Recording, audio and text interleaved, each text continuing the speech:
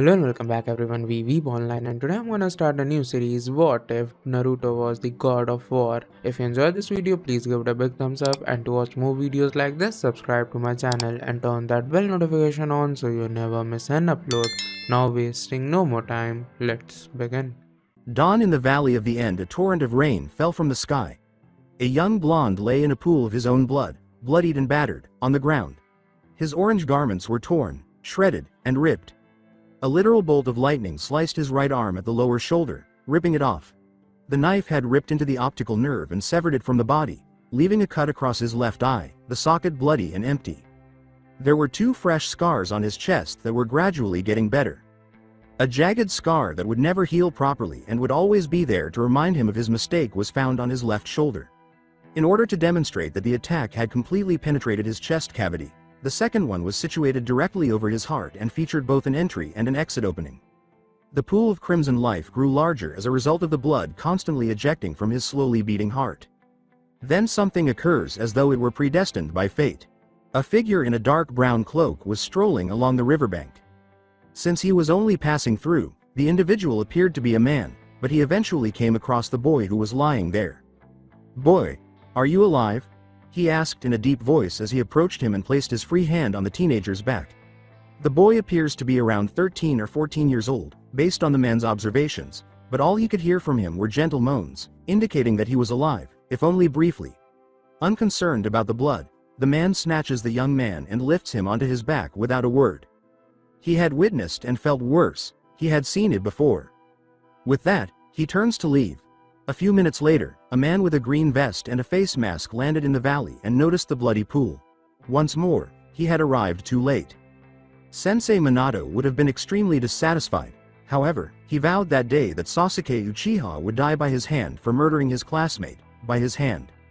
Meanwhile, beyond the boundary of the land of fire, midnight. He opened his eyes groggily to the sounds of a campfire crackling wood. The young blonde briefly awakens, opens his only eye, and notices that he is lying on a makeshift bed with a fire close by. Then he sees a man sitting by the fire, wearing a coat, with the exception of the one arm that slowly stirred a pot that was sitting in the flame and the long red line, likely a tattoo, that ran down his arm and into the cloak. He is dressed in a dark cloak that covers his head and entire body. Before he can respond, the man says, "You're awake, good." He asks, "I trust you learned a valuable lesson in that fight?" in a deep, gravelly voice. How do you even know?" "There was no one else but me and a friend," the boy asks in a weary but dejected tone. When the boy asks, the man laughs and says, "That is simple. A warrior would know when a battle is held and ended, but it looks to me as if you were on the losing end. An eye and an arm are not something that can go unnoticed, as I'm sure you already figured out. How do you plan on making your next move?" "I need to get stronger," the kid said. "I have a promise to keep. I'll just go back and talk to the pervy sage and the—" He is cut off. "And then what?" "Kill the one who did this to you. If I have to guess, this person in question is this so-called friend you mentioned earlier?" And the little boy exclaims, "What, no, to bring him back." The boy could see the man shaking his head, even though the cloak was covering his face. "So tell me this promise of yours. Who asked you to make it?" the man asks. So foolish. Such naive ideas were not formed without external influence, typically of a female nature. "Well, Sakura asked me. She asked me to bring Sasuke back," says the kid. "So a girl asks you to risk your very life to bring back this other boy? This Sasuke?" the man asks as he calms down after hearing this, laughing so hard that he had to hold his breath because he knew this would be the answer and the reason. "That's right. I will do anything for her since He is cut off. "Oh, spare me. I know what a lovesick fool would do for someone who doesn't have the same feelings. And what you have isn't love. Trust me. If a girl is begging you to bring someone back and knows you love her, then she manipulated you. The best thing you can do is forget him. Leave her or kill her, cause I see no problem ending such people for the greater good. You take that back. You don't know what you are talking about, and I would never do such a thing." The boy yells at the man, enraged, and stops, moaning as he holds his shoulder. The individual disregards this. "Maybe so, then tell me, what were you trying to do, such trying back this Sasuke back?" It was a mission, given by Grandma Sunade, to bring back Sasuke or else he would, well now, gone to that snake man. Curious, the man asks, "Snake man?" He's an old teammate of Grandma Sunade. His name is Orochimaru. He went rogue a couple of years before I was born and experimented on people so he can find a way to become immortal and learn everything the world over or something like that. He thinks wholeheartedly believes I should say that Sasuke's bloodline will quicken the process so he can become some type of god or whatever. The child laughs. It seems what I said before still stands. If that's the case, he was better off killed than be in the hands of your enemy, said the individual. What do you know? The blonde young man demands, his anger rising at the sound of this. He looks at him calmly and says, what would I know? I know what it's like to be enslaved. To be told who or what to kill, not caring who they were. Believing that it was all for some grand design for me to become a great warrior, he reveals more of his arm, which is white as ashes with red markings. You see this? He asks. This was the curse placed upon me for my actions. I killed many who were deserving, and many who weren't. My own wife and child, my father, brothers, and sisters, and for my actions of killing the innocent, the ash of their bodies is now a burden to carry for the remainder of my days. The kid wasn't able to say anything, but the man continues talk. What I am, what I will always be, is a monster, and monsters are better off killed and dead, and you just sealed your friend's life. That. He looks at the child. Your ideas, these childish beliefs, whatever your people do on their lands, you had led them into their doom, all cause you promised a childish little girl to bring back a boy who clearly didn't want to return. But it seems that you paid for your sins already. Theirs will come in due time, make no mistake about that. The child simply stares at the individual. So what am I gonna do? Where am I gonna go? Sasuke was like a prince to the people of the village, and if I return without him things will be worse for me than they already were. They don't care about any of us that tried to help Sasuke come back, and they sure as hell wouldn't celebrate me dragging him back. They'd try and finish what Sasuke tried to do. I can't fight with one arm and I'm not that skilled, not like my teacher Kakashi-sensei, replied the child. Follow your own path. Ignore the desires and whims of the chain, and break it. Be who you want to be, not what others wish for you to become. The father advises the kid. Well, my dream is to be the Hokage, to be someone they respect and admire. That's all I ever wanted, the child responds. The individual nods with comprehension, to be respected and admired. If I know any better, you sound like a man that I once knew from my homelands. You almost sounded like my old friend, Atreus. Was he a soldier? He was a soldier, a Spartan. A great warrior? All Spartans are great warriors. We train from birth. Our lives were duty, discipline, battle, and death. Life was grim, and we greeted it grimly. But Atreus of Sparta was unlike the rest of us. He wore a smile, even in the worst of times. He was happy. He inspired others to hope. That though we were machines of war, there was humanity in us. Goodness. When the day came for him to lay down his life in battle, his sacrifice saved countless others and changed the tide in our favor. I carried him home on his shield and buried him with the full honors of the Spartan customs. His memory was comfort in dark times. He sounds like a great guy, is the boy's expression of amazement. That he was. Now boy, what are you going to do? The man asks, nodding, and returns his attention to the pot. The boy said, I guess, I don't know, go with you? With a shoulder shrug. The man says, this is surprising, are you certain? Because if you do follow me, there's no telling when you are able to return to these lands that are your home, and no, I'm not a soft teacher. That makes him stop stirring the food. I know, but a person such as you, who doesn't give me bullshit excuses, doesn't show up late, or let alone go off teaching someone else what he knows down to a full-on assassination technique, please, let me go with you, the child begs. The guy hums to himself, hey, what's your name, boy? The man inquires. Uzumaki Naruto. What's your name? The now named Kratos answers, I am Kratos, of Sparta. He then turns to face Naruto, saying, and we have a lot of things to work on. But for the time being, concentrate on getting better. When you are ready, we will be leaving their lands, and who knows? Know that the journey will be difficult, but it will be worthwhile in the end. Naruto nods, unaware of the difficulties he will encounter in the days ahead. But no matter how long it takes, he will get home. Cut to 12 years later, the middle of the day in Konoha. 12 years have gone by since that day at the Valley of the End, and it was widely known that the failed mission had put the team that had carried it in grave danger. The public was divided when it was revealed that Sasuke Uchiha had not only defected to Orochimaru the Snake Sanin, the worst rogue ninja since Madara Uchiha's time, but that the boy had killed his friend in order to exact revenge.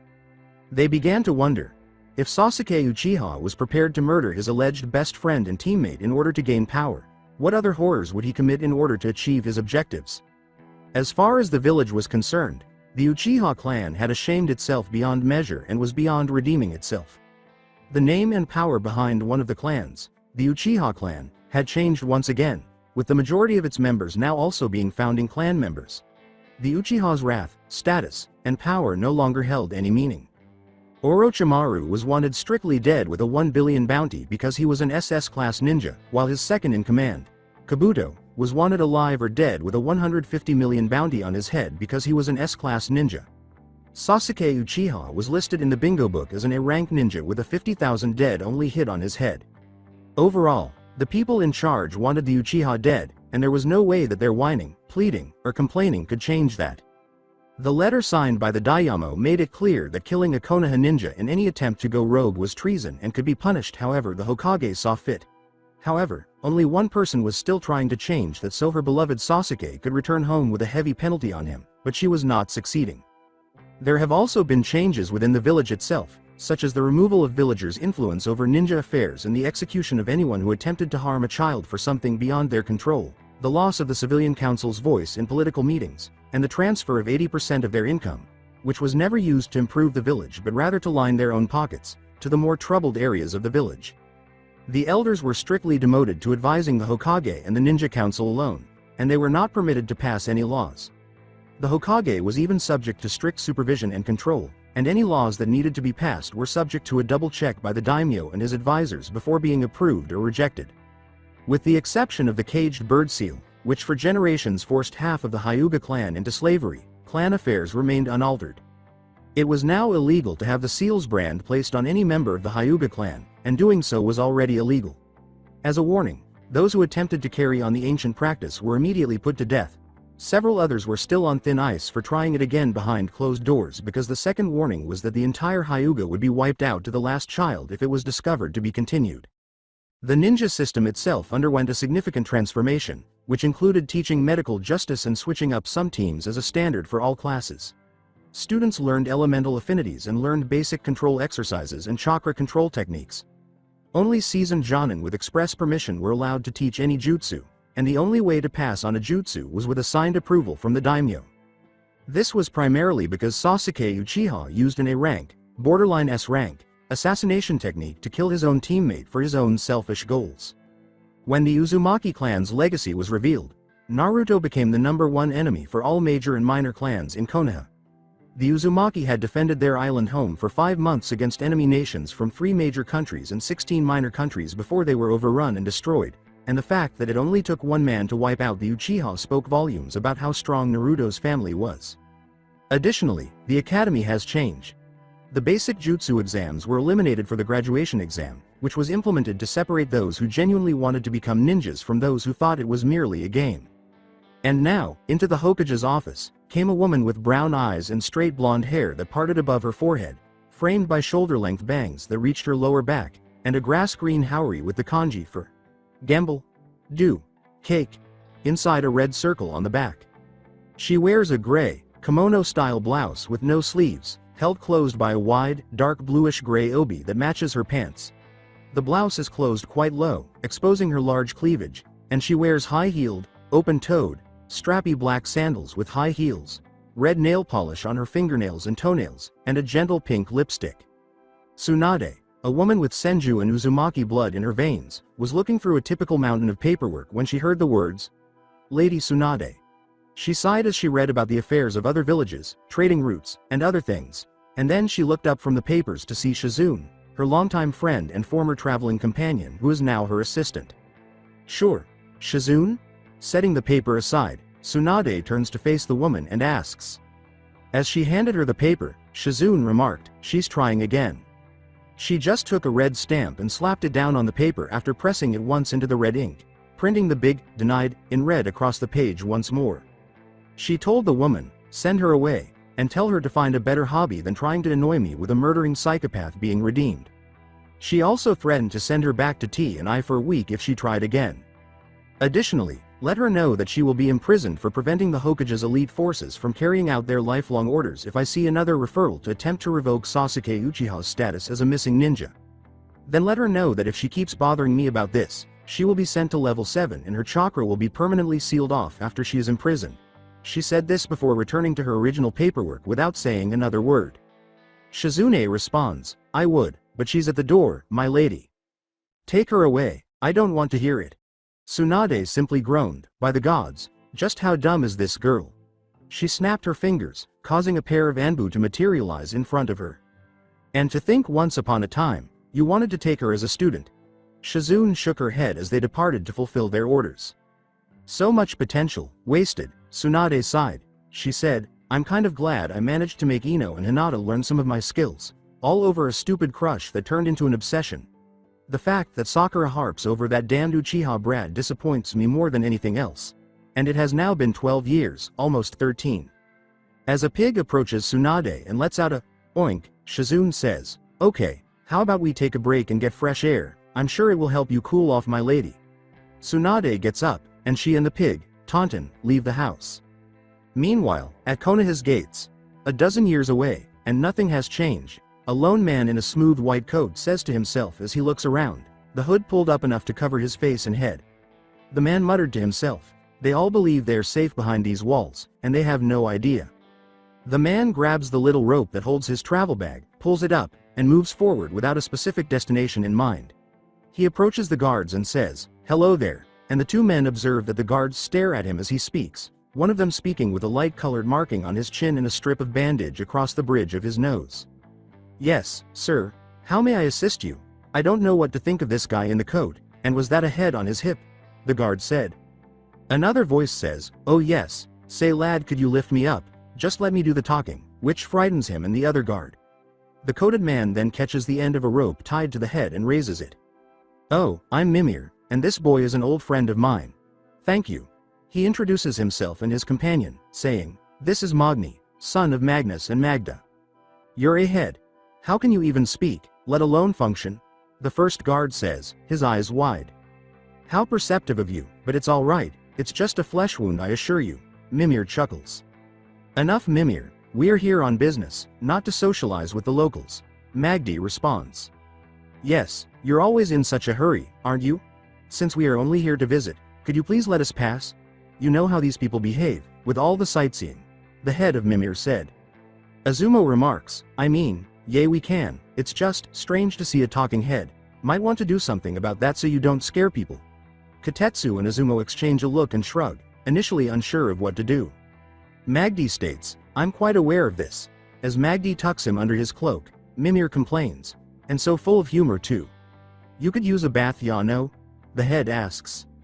And you could use a body so I don't have to worry about dropping you off to the fish, replies Magdi. As the guards exchange glances, Mimir responds with a laugh, I'd like to see you try. That stubborn brother of yours would make you fish me out of the water. So we are not going to report the Anbu about a guy in a coat with a talking head? The first one returned to his post after saying, no way besides, it's likely some genjutsu to play mind tricks with us, to which the second one replied, if you say so. After a few moments, really? As they stood on a building's rooftop, the coatman raised Mimir's head with his left arm and said, you choose Magdi out of all the names? Magnus's son? What did you consume? I can't even eat or drink anything because it will pass straight through me, you know. Furthermore, we couldn't take the chance of disclosing your true identity right now, could we? Either the made-up stuff, or we just say your real name and end up with some unavoidable consequences, Mimir said. The cloaked man said, right, I forget, I'm basically a dead man, before turning to face Mimir and asking, now, on to more important matters, my lad, how does it feel to be back where you were born and raised? I must be missing you, the head without a body asked, furrowing its brow. I feel nothing. Nostalgia is a comfort that I cannot afford at the moment, or did you forget? The son of Odin hunts me, he said. Oh, forgive me for wanting to shed some light on our situation, my boy, after all, for time being you are safe as Aesir gods have no power here, given the land around belongs to another pantheon of gods. The man in the cloak clarified, and you forget, the gods here don't get involved with the humans here. You worry about too much, Say, here's an idea, how about we go get you a drink? Maybe then you'll relax a little, because you haven't relaxed since we left home. The last drink I had was that weird mead that the blue one gave me, and I never sat right with alcohol since, said the man in a cloak. All right, how about we found a nice lass for you and the... You're not one of those cool uncles I hear about, Are you sure? Asked the man in the cloak. Mimir chuckles. No, I'm afraid, my boy, I'm all about the good times, well, besides being an all-knowing advisor. And yet you fell off a mountain and had to be saved by a Valkyrie. I'll have you know that incident took place 360 winters ago, Mimir said. He looks in one direction and says, well, anyhow, I'm not going to look for a woman, but rather, food as I'm hungry. I wonder if they're still open. Before leaping off and re-entering the throng of villagers, he asks himself this question. Konoha. Mimir says, this is a nice village, lad. I can see why many would want to try and attack here. It has lots of trees, a nice sizable mountain with faces, clear skies, and fresh air. As the cloaked figure continues to walk. What more is there for a pantheon? He glanced around. Nothing. HMPH, but the idiots always take things that aren't theirs. It is a mystery why Hashirama ventured to walk among mortals and preach about peace. The man posing as Magi replied, all they ever do is fight and complain about what they don't have and always kill those who wrong them. That's just human nature, boy. People will always want more and will stop at nothing to obtain it, even if it means fighting for it. As children observe the talking head hanging on Magi's side, Mimir remarks, be it wealth, food, land, hell, women, have been like that since before time itself was even considered a concept. Magi responds, I guess so. While one of the kids was saying to their mother, Mommy, that head is talking, the mother was busy talking and responding, yes, we all do, dear. She was talking to a vendor about a small purchase and was only speaking to appease her child. She wasn't being impolite. She was just trying to get some food for her kids. I believe it would be best if you temporarily stopped, Magdi said, there are too many eyes around. Oh, I see, yes, I can understand why, Mimir replied, I'll be quiet now. Well, quit attempting to be quiet and just close your lips. Will you pull the stick out your rear and be yourself and not your daw? It's not right to me, Mimir muttered. The head is now considering their destination, it won't be long. Magdi exclaimed, there it is. They were a short distance from a stand that read, Ramen Ichiraku, and the smell was incredible for a head without a body. By Odin's beard, this smell, oh, it's making my mouth watery. Lad, where did you take us to? A place that holds some of my most precious memories, Magdi says quietly as he places Mimir on the counter and pulls him in. Here, have a look, he says. Ah, I like the cozy, homey atmosphere. We haven't seen anything like this in a long time, Mimir acknowledged, and a young woman waved at them from the rear. Hello, I'm Ayame. Welcome to Ichiraku Ramen. May I get you something? With joy, she asked. Magdi put some gold coins on the counter and said, I want the best sake you have under the counter, 5 bowls of red bean paste, and 12 of your miso ramen. Ayame's eyes widened as she said, I don't think we have enough change for this, sir, noticing that the gold coins were larger and thicker than any other type of money she had ever seen. I don't want anything in exchange. This covers the full purchase as well as a small portion of my investment. Consider it a token of my appreciation, Magdi informed her. After taking the coins and telling the chef, who is also her father, the young woman stammers in shock. Thank you. I will get your order then your drink, sir. A few seconds later, she hears someone shout from the back, he paid with this. Mimir laughs as the man in the back shouts, Ayame gets the strongest sake we have. Old man Tucci, this money will help you expand your business far beyond this forsaken village and allow you to spread your love of cooking to reaches you could only dream of, Magdi thinks, laughing to himself. I'm hoping that this little sum will support you along the way. Why, your order will be ready in a little bit, sir. Thank you for your generosity. Ayame returns a few seconds later holding a bottle of sake and sets it on the counter before handing it to Magdi. It's been a long time since I had a good wine from home, he says politely as he takes the bottle, opens it, and then guzzles the wine at an amazing pace before setting the empty bottle down. Thank you. Oh, you're from here?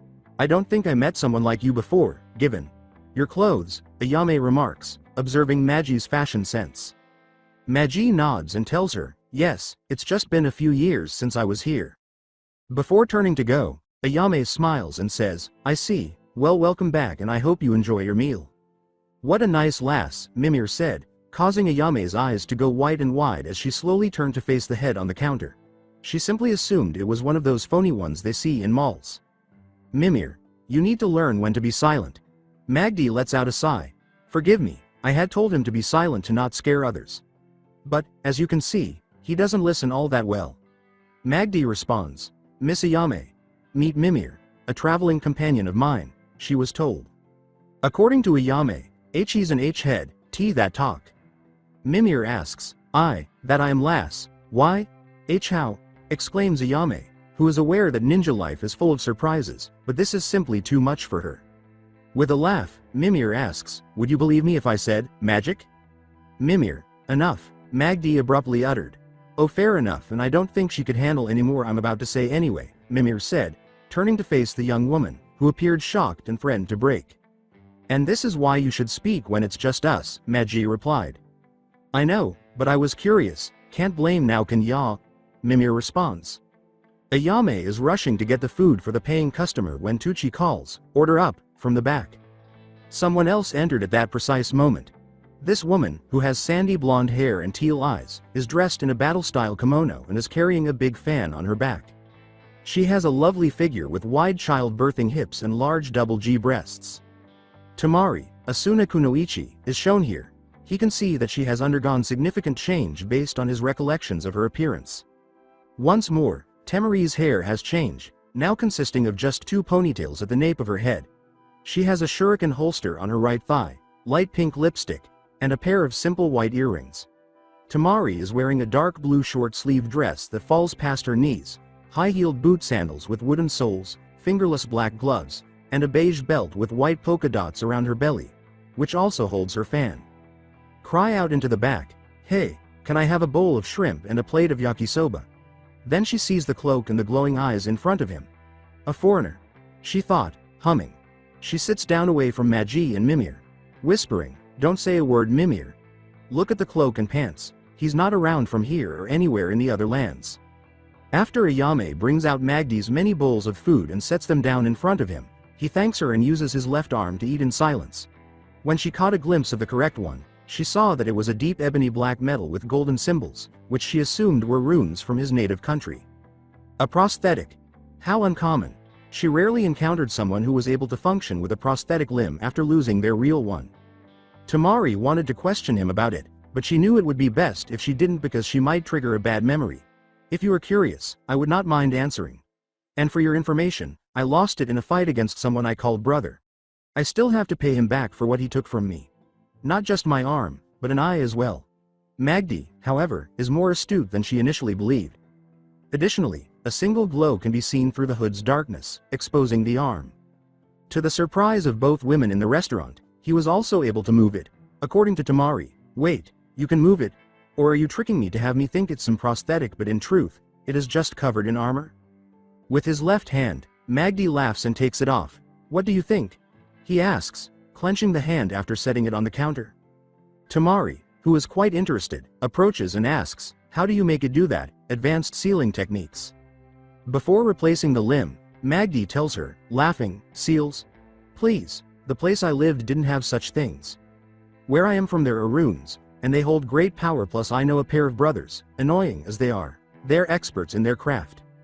As Ayame left to leave the two to their conversation, Tamari remarked, it must be some pair of brothers, to make a fully functioning prosthetic like that it's nothing short of amazing. Magdi laughs and begins to eat his first bowl, adding, only when they get along. They don't get along? The blonde woman asks, observing the cloaked figure with curiosity.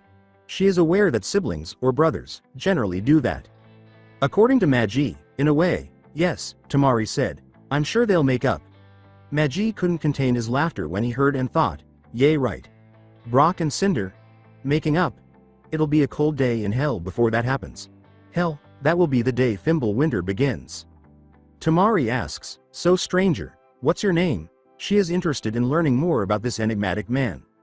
After swallowing his meal, Magdi snorts and says, me? I'm Magi, son of Magnus and Magda. Magdi huh, that's an odd name, I guess I was right, you're not from around here, huh? Tamari asks, blinking at his name. Magdi nods his head. It wasn't my original name, my folks just decided to change it after we moved away from here. What it was, I don't remember it. It's been so long since I spoke it, even heard it. He finishes his noodles. So what's with the head? Do you just carry it around or something? Tamari asks, focusing on the head next to Magdi. She stops when Mimir chuckles. Oh, I like this one. Much better than that other lass who nearly punted me into the lake of the Nine for that joke I made about the carpet and drapes. It's alive. Tamari cried in exasperation. Goo, what the hell? Well, partially. I mean, I did have him cut my head off and reanimate me so we could travel. I swear, that tree left me with the worst of itches that I could never reach. Especially one in the rear bits of my. He began to rant only for Magdi to clear his throat and say, "Ah, right, sorry." Mimir says, sounding ashamed, "Anyways dear, allow me to introduce myself." Mimir says, his throat clearing, "I'm the greatest ambassador to the gods, the giants, and all the creatures of the 9 realms. I know every corner of these lands, every language is spoken, every war waged, every deal ever struck. They call me Mimir, smartest man alive, and I have the answer to your every question," the head replied, grinning.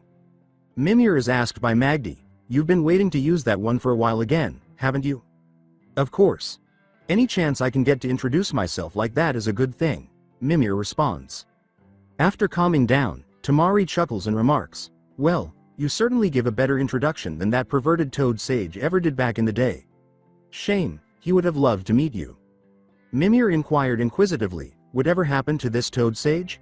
His peeping got him in trouble with a few women, he's recovering in the hospital at the moment. Happened about 3 months ago now that I think about it," Tamari laughed. "Well, I most certainly wouldn't blame the maidens for putting him there," Mimir converses.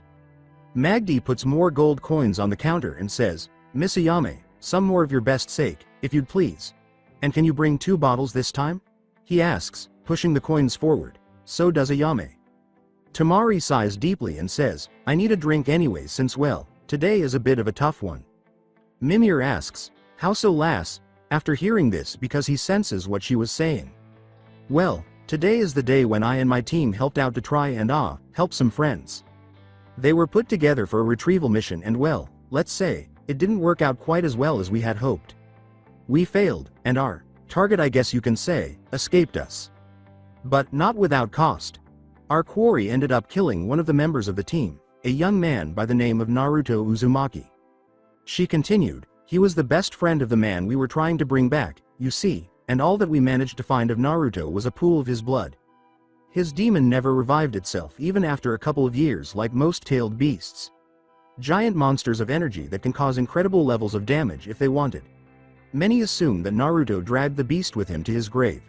Or maybe the beast just didn't want to come back, hard to say," she continued. Mimir asks her, "Well, were you close with this Naruto lad, young lass? It's such a shame, if that kid was able to save Gaara. I wonder what he could have done if he was still around," Tamari says curiously, shaking her head. "No, not, to be honest. He was some loudmouth brat I met during an exam, but that same loudmouth was the one who saved my little brother and brought back his humanity," she states. "I see, I might be a bit behind on certain things given I was bonded to a tree and all, but I'm curious now. Whatever happened to the other team members?" Mimir asks Tamari as he contemplates that day while giving Magdi a quick glance. Tamari breaks free, "We all survived, and it was thanks to Naruto giving his life for us." She responded, "Sasuke Uchiha has killed dozens of his former comrades from the Leaf who have come after him. A large portion of them are some of the most elite warriors we have, but they can never match him in battle. His signature attack is a bolt of lightning to the victim's heart. This was the same attack he used to kill Naruto from what we can guess. After he kills his enemies, he sends their heads back into a box. He's strong, but he will fall eventually," she said with determination. "More so since his older brother is here and in the hospital." As Magdi chokes on his food and begins to cough, Tamari asks, "Hey, are you okay?" with a hint of concern. Her drinking companion, whether new or not, was amusing. "Yes, I am fine," Magdi replies after clearing his throat. "You made me worried for a second there. Wouldn't want my new drinking partner to have a heart attack now, would we?" she chuckles. No, just something went in the wrong pipe," he said in his head. "Itachi is here. But why? Why would the guy who caused all of this be here in Konoha? And in a hospital no less? Are you alright, brother? Brother? Oh, right now I remember, Itachi Uchiha, the man who single-handedly nearly wiped out his clan. Why would a man with his skills at that caliber be in the hospital?" Mimir asked, shifting his hands to the sides of his eyes. Tamari pats Magdi's back and says, "He's there because he's sick, very sick, terminal almost if not already." Tamari looks at the head and says, "Wow, you are behind on things." "I may be behind on some things, lass, but never doubt old Mimir on his knowledge." Mimir replied, "The last time that happened, I still had the ability to itch my butt." Oh, when was that? I think it was 200 winters ago. Mimir reflects. Ayame says, sir, I have to ask for you and your friends to leave, as they hear 4 drunks enter and one of them exclaims, "Hey ramen people. I want a bowl," before slamming his hand against the counter with another bottle. Huh, why? I just want a bowl of ramen. Is that wrong? The man asks Ayame, who is sweating nervously. Well, you are disrupting the other customers and we don't take too kindly to those who are heavily under the influence. So what if I'm a little drunk? I just want a bowl and so do my friends. Watch your tone, boy, Magdi growled as he looked at the man, but before things could get out of hand, he spoke in a deep voice that made the group shudder. You will not dishonor this woman's wish and you and your allies will vacate this shop immediately, or I will make you. Calm yourself, brother. Remember the last time you got angry? The sons of Thor lost their lives to you, and you killed the heir to the throne soon after. Mimir issued a warning. Please. Do you think I'm scared of some foreigners? And a goat head speaking some nonsense? Do you think you know me? My pals and I are Junins. We will do what we like, said the inebriated individual. Tamari is staring at them when she recalls, wait, I heard some girls discussing breaking up with their now ex. Don't tell me. I do not care about rank nor status. You will do as she demands. She asked you to either calm yourself or to leave the premises. Another man yelled, listen, buddy, you're no match for us, you're wearing a cloak and have a goat-faced head. You say that, but on my worst of days, I have fallen men stronger than any of your best, snorts Magdi. Listen, friends, I would listen to him. He's killed men that could wipe out armies on their own with only a single arm. He's not one you want to piss off, Mimir begs. Next. Splash. Mimir spat out the stuff that had gotten on him and said, ya know what? Forget what I say, go right ahead brother, and may the prayer of the gods have mercy on their souls. The other people were laughing when the guy yelled, shut it goat face. Magdi declares, there are no gods here for them, before snatching the first man by the right arm and slamming his head against the counter before hurling him outside, leaving a trail of blood in his wake. The man who punched Magdi in the face turned pale, but Magdi remained motionless. Was that supposed to do something? Magdi asked, then kicked the man in the stomach and left the store. And stay out if you know what is good for you. Magdi exclaims, unaware that his hood has fallen, as the other two yell at him angrily, you fucker. As he and the other pull out their kunais. Magi jokes, no, not kunais. My one true weakness. Before grabbing the two men by the throat and smashing their heads together. As if, before hurling them out of the store. Mimir warned him, brother, your hood, before he could turn around. Tamari, who couldn't see any of Magi's face, asks, so besides him kicking ass, does he have a problem showing his face to us? As Magdi grunts and pulls the garment up before turning and sitting back down. But as Ayame thinks to herself, my hero, hearts start to appear all around her. Magdi sits back down, tightens the hood, and deposits more gold on the counter before saying, for your troubles. Continuing his meal, Magdi takes a plate of red bean paste and scoops some into his mouth after grabbing the bottle of sake and drinking some. This is good, thank you, he says, setting down the last plate before getting up and saying, come on Mimir, we have a business to attend. He then grabs the head and places it on his hip. It was nice conversing with both of you. I should hope to see each of you later on, ya? Asks him. Mimir, you know that you are unable to walk, leave them be. Magdi responds. Mimir asked, oh, can't a head be a charmer? Magdi laughed, and Tamari said, well, see you guys soon, before they both left. Hot damn, that guy is ripped. Tamari exclaims, blushing, and begins to fan herself a few moments later. As one of the inebriated individuals outside groans in agony while lying on the road, I think my nose is broken. After a while, at the Hokage mountain while holding up Mimir, Magdi finds himself perched atop one of the Hokages and remarks, so it seems there's an event of things I had no idea was happening while I was away, Mimir. Well brother, times and people change, and as your Da would say, you can't hope to change that. Even with his blood now coursing through your veins, you can't help but want to protect these people, can you now? Mimir responds. He did it to save my life all those years ago when he found me, and I will never be able to pay him back for it.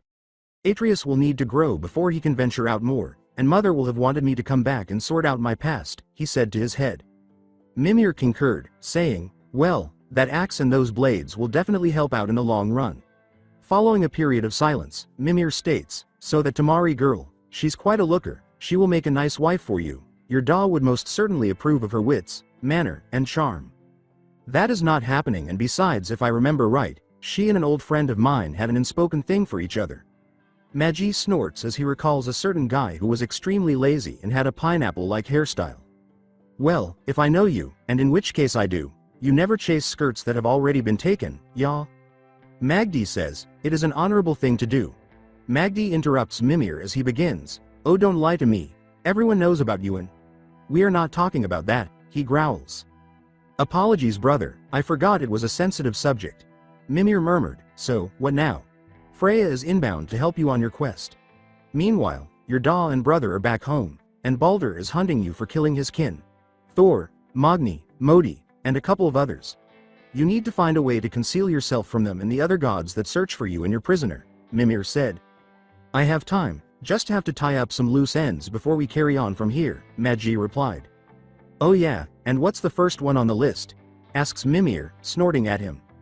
As he removed his hood, Magi said, simple, talk to old friends, old acquaintances, and sigh, an old crush, if I could even say that, while Mimir sighed quietly to himself. The girl you told me about, this Sakura girl, nice name but rotten personally though from what you have told me of her. I can never understand what it is you ever saw in her, I mean for Asgard's sake, she was abusive and crude to ya growing up.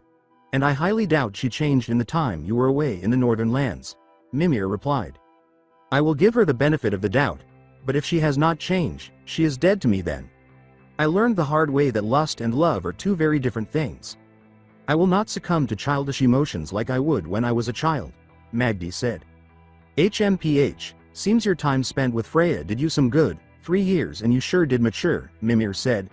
The head glances up and observes.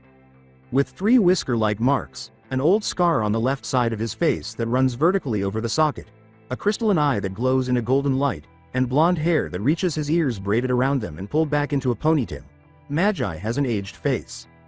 That reminds me, how's the eye, brother? Not giving you any trouble? Asks Mimir. Magdi nods his head. No, the eye is fine.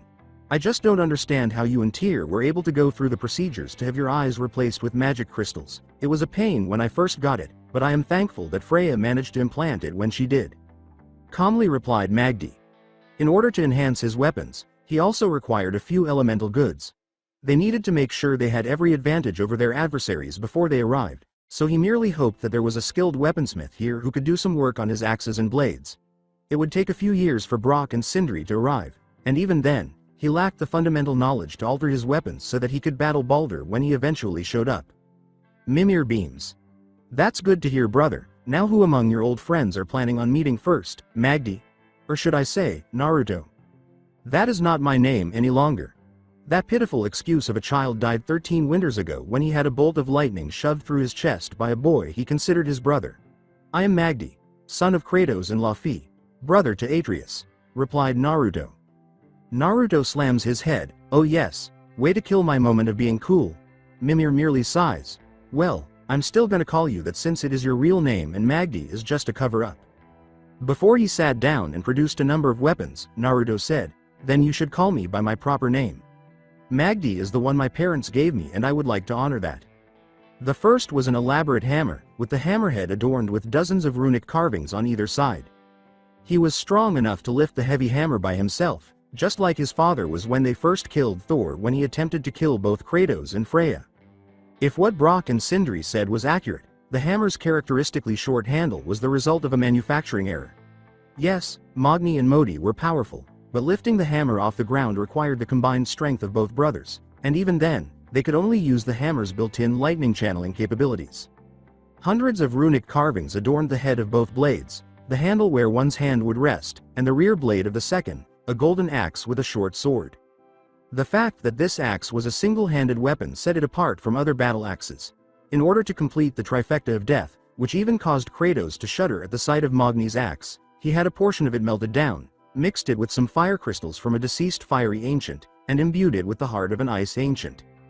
Yes, if Godslayer Kratos shuddered at the power of Jarngraper, then the gods should be afraid of it. The one weapon capable of easily competing with Mjolnir's strength in terms of might. And lastly, 300 years ago, the insane, war-crazy god of war, Ares, gave him his father's blades, the blades of chaos. Ares himself forged the blades of chaos in the darkest recesses of the underworld. Because they were endowed with fire, they could ignite whenever the user launched an attack. With every attack, the blades' chains would extend a certain distance, enabling smooth movement for whoever wielded them.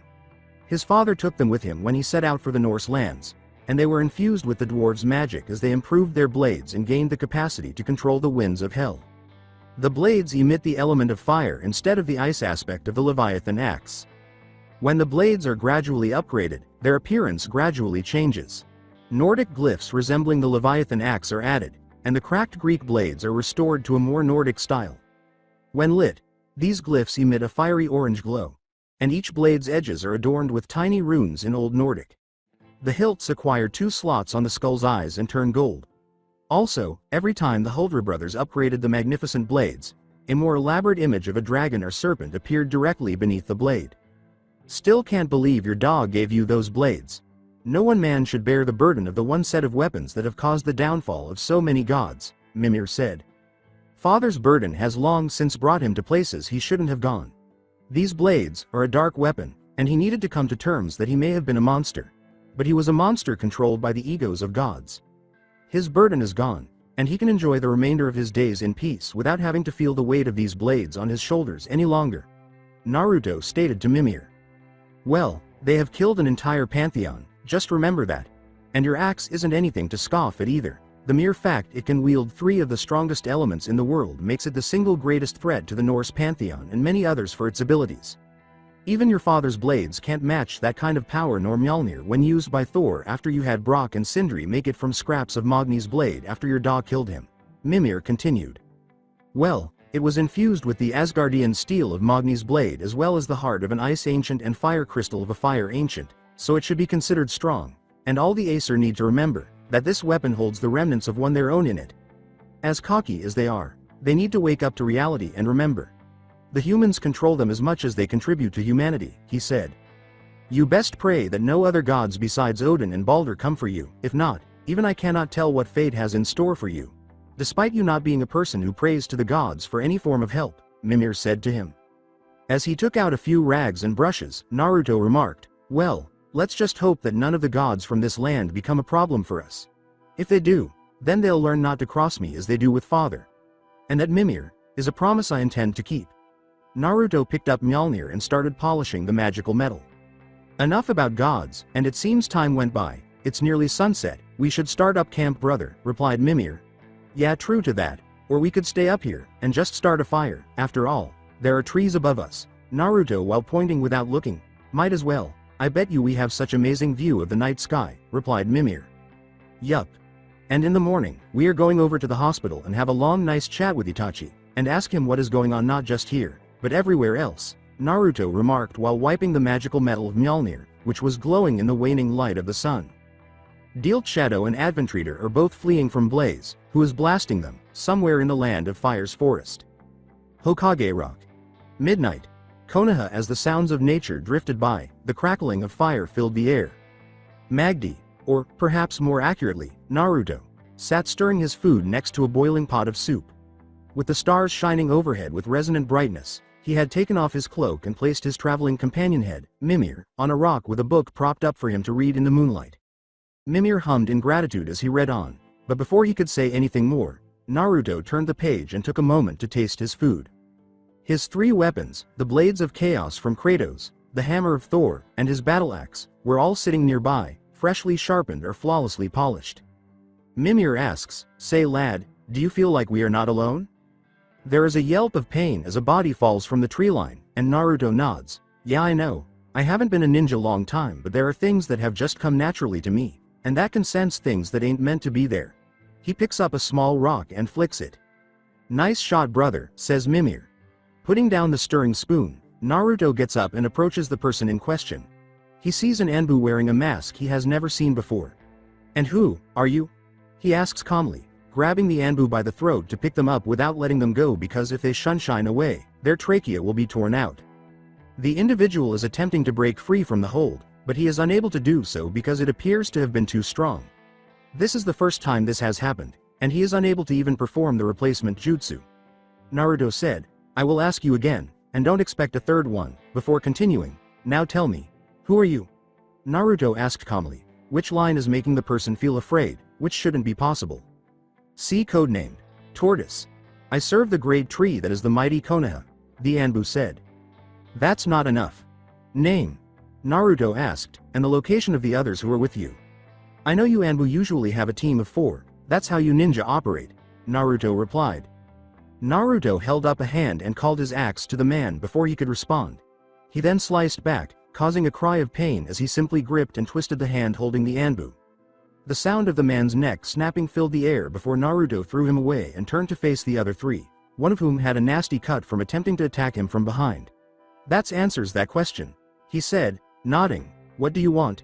He demanded before the one he cut fell to the ground dead. One of the 2 Anbu who remained says, that is a simple one. We know who you are and we are here to bring you to who you are meant to serve, what you're truly meant to be, a weapon for our master. He sat back down at his fire and ignored the 2 bodies beside him, saying, I have no master. Tell this mysterious master of yours, that if he wants me, he can come to get me himself. You should move on. The effects would last long enough for them to capture Naruto as part of their mission, as the other brandishes a dagger coated in venom that paralyzes their targets. Oh, that's cute, a dagger to the back Mimir chuckles. Snorting, Naruto turns and responds, that's not a dagger at all, it is a toothpick. The Anbu doesn't care and tries to attack with the dagger in his hand, but Naruto catches it and says, that's not even worthy enough to be called a dagger. He then reaches to his hip and holds up the knife, saying, this is a dagger. Then he stabs the man in the throat, causing blood to flow freely. After the Anbu dies and falls to the side, Naruto turns to face the final one and says, your last warning, leave. I don't think that's a good idea, brother, if he leaves, more so since he knows who you are, and there goes your big surprise you had in mind, Mimir responds. As he watches the Anbu jump into the trees, Naruto snorts and says, I know, false sense of hope to let him escape before I did this. He then throws the golden axe into the woodline, causing a cry of pain to fill the air before it is silenced by another squelching sound as he extends his hand and the axe reappears. He tosses it toward the night sky and says, you know, I just can't get enough of that. He then raises his hand, and the axe comes back to him. See? It's just too cool. Naruto grins. I can see that the crafters of those 2 brothers are outstanding, too bad they would fight all the time, Mimir says. Naruto gives a nod. I have to agree with you, but not everyone can get along, replied Naruto. Now then, time to get back to that pot. I am hungry after that little spar. Doesn't your stomach ever fill up? At all? Asks Mimir, raising an eyebrow. Nope, never, roars Naruto, as the blonde tilts his head back in laughter. Hokage Mountain, Konoha Hospital, at dawn. A man with black hair, black eyes, and long, prominent tear troughs is lying in a particular hospital room. He is wearing the white hospital robe and is extremely thin, lacking both muscle and fat. He is just skin and bone. A nurse is bringing him a tray of food at the moment, saying, here you go Itachi-san, before she leaves. She is stopped by Itachi, who whispers, Nurse-san, before you leave, could you open the window? I would like some fresh air. The nurse says, of course. She approaches and opens it before leaving the room, and Itachi quickly closes his eyes. You can come out, I know you're there, he says as the wind causes the window's curtains to move and Naruto appears as he silently falls to the ground. Itachi raises an eyebrow at the goat-like head that says, he's good brother, a lot better than the stories of him depict. This was undoubtedly a first. Wearing his cloak with the hood drawn up, Naruto readily agrees, yeah, even though being sick and, as he observes Itachi's condition, calling him a shadow of his former self. Itachi responds, you flatter me too much, I may be sick but I'm still sharp in most of my skills even though I can't move much of my body these days. Do you know who I am without any clues? Naruto asks, nodding as he approaches him.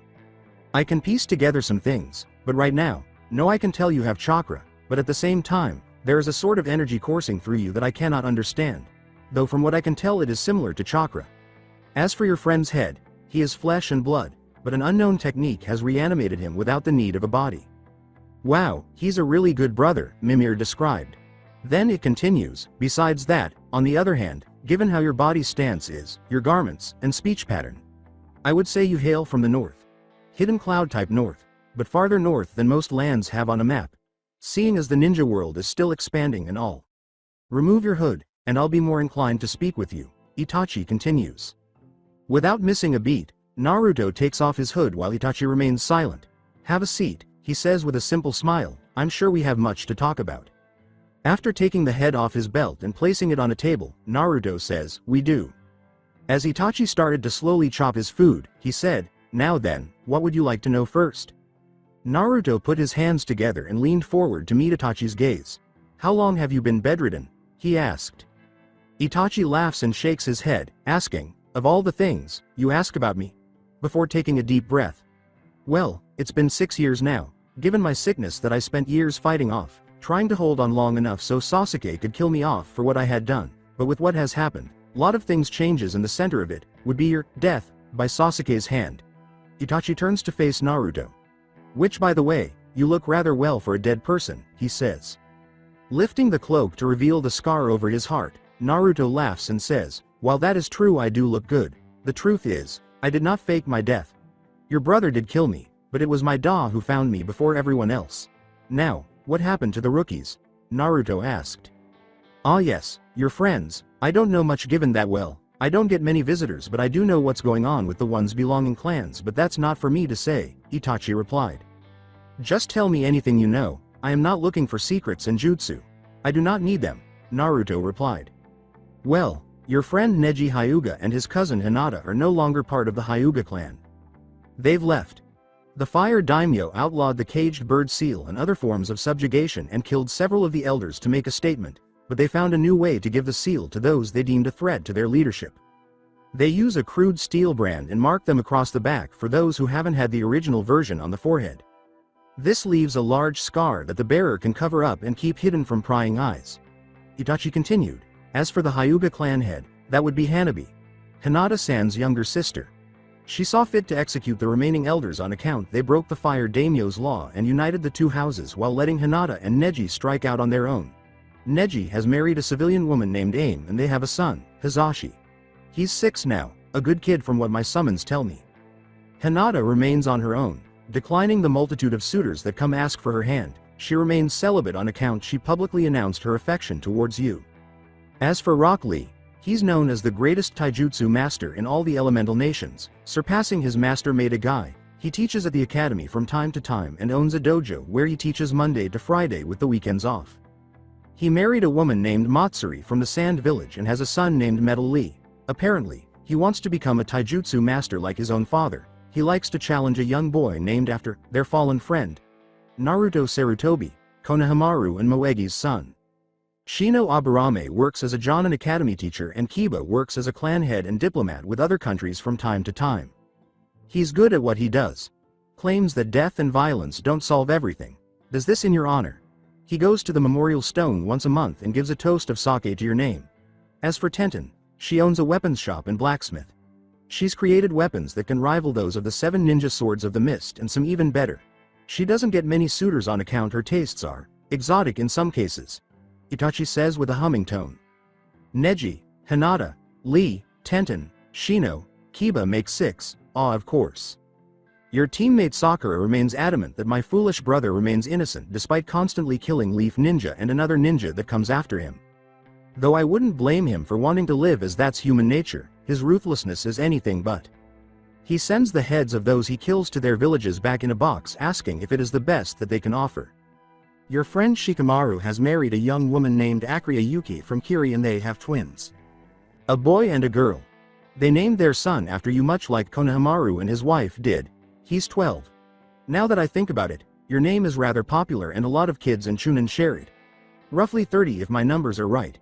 You seem to change a lot of people to the point they can't help but remember you. Even your old academy instructor and his wife Tsubaki named their eldest after you," pointed out. "So, some of my friends are married, that's good, though I'm surprised. I would have thought that Shikamaru would end up with Tamari?"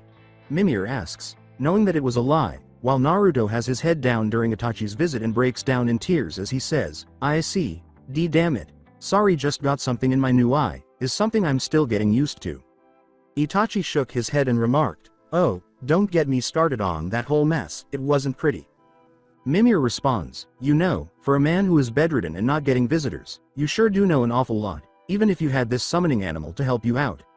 Itachi responds, "Well, there's many crows can do, that's why I relied on the gossip of the nurses, they hear a lot of things. That, and nobody would suspect a crow of spying on certain conversations, according to Itachi. Sheesh, that kind of sneakiness reminds me too much of Odin. That, and the ties to the ravens, Mimir said. Naruto responds, anyway, what do you mean by Hinata moved out of the Hyuga clan compound? He shakes his head as he laughs softly. That is something I'm still in the dark about, but whatever caused her to move out, she becomes a very much different person than you remember. She's cold to her family, ruthless to her enemies and her suitors. She despises men in general now, but she has taken a couple of female lovers, but it was years ago and she remained celibate ever since. Shaking his head, Naruto says, damn. Itachi nods and adds, I think that's because she couldn't truly another, mostly due to her heart, or whatever reminds her, belongs to you. Naruto is shocked to learn that, don't tell her I said that, she's also a medical ninja and she doesn't have the gentle touch like your friend Ino. Speaking of her, she is regarded as the next Sunade Senju. Due to her skills. She leads her clan very well and adopted a young boy named Hashirama. The kid loves gardening and has a powerful earth affinity. Forgot about her, to be honest. He trembles as he recalls their enormous needles used to extract blood in the early years of his stay. He shows him the Anbu's blood-stained mask from the previous evening. I see, so now then, can you tell me about this though? He asks. Itachi examines it and remarks, this is a root mask, where did you get it? Though it looks updated, most of it is still the same. A squad of them attacked my campsite last night trying to get me as a weapon to their jester of a leader. Some man that I was unable to get the name of. Called me his weapon before I slaughtered them and destroyed the remains, Naruto said. Itachi responds, Danzo is the man you were looking for, this is from his little following of drones. He forces them to rid themselves of emotion by killing someone they're raised with, in a fight to the death. Believes he should be the Hokage due to the high no ishi that Lord Hashirama created dying with him. Says that men are tools, and emotions are a weakness. He told Naruto to return the mask.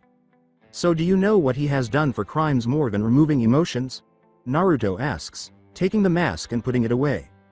Yes, I do. He kidnapped children with great potential and or unique traits, not just from Konoha, but other villages as well. He takes those from well-known clans. Mostly orphanages used to house them until another clan member can care for them, Itachi replied. I don't understand why Itachi didn't report this information, so Mimir blinks in perplexity and asks, if you know this, why did you not tell the leader of this place?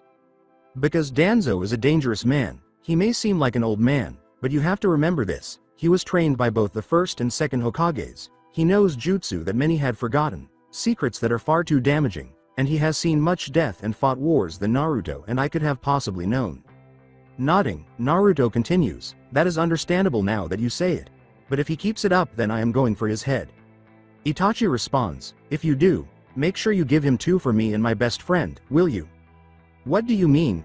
Asks Naruto. He's a grave robber to boot. Even stole the eyes from members of my clan and grafted them onto an arm made of Lord First cells.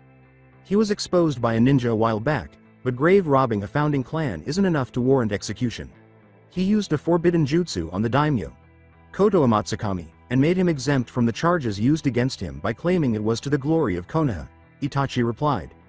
Mimir yelled angrily, oh that man is not a man, he is a monster, he continues, the things he has done.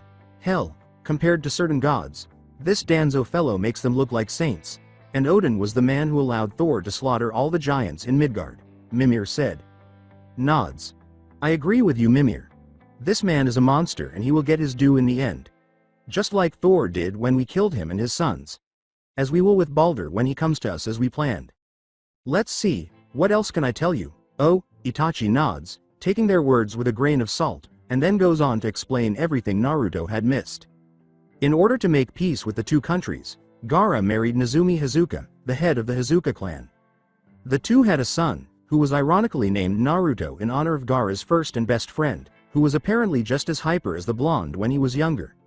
A number of minor villages grew and were about to become major villages, the Kumo Konoha ceasefire, and the Iwa's withdrawal to bolster their power.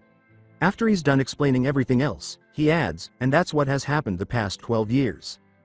Thank you, Naruto says quietly as he nods.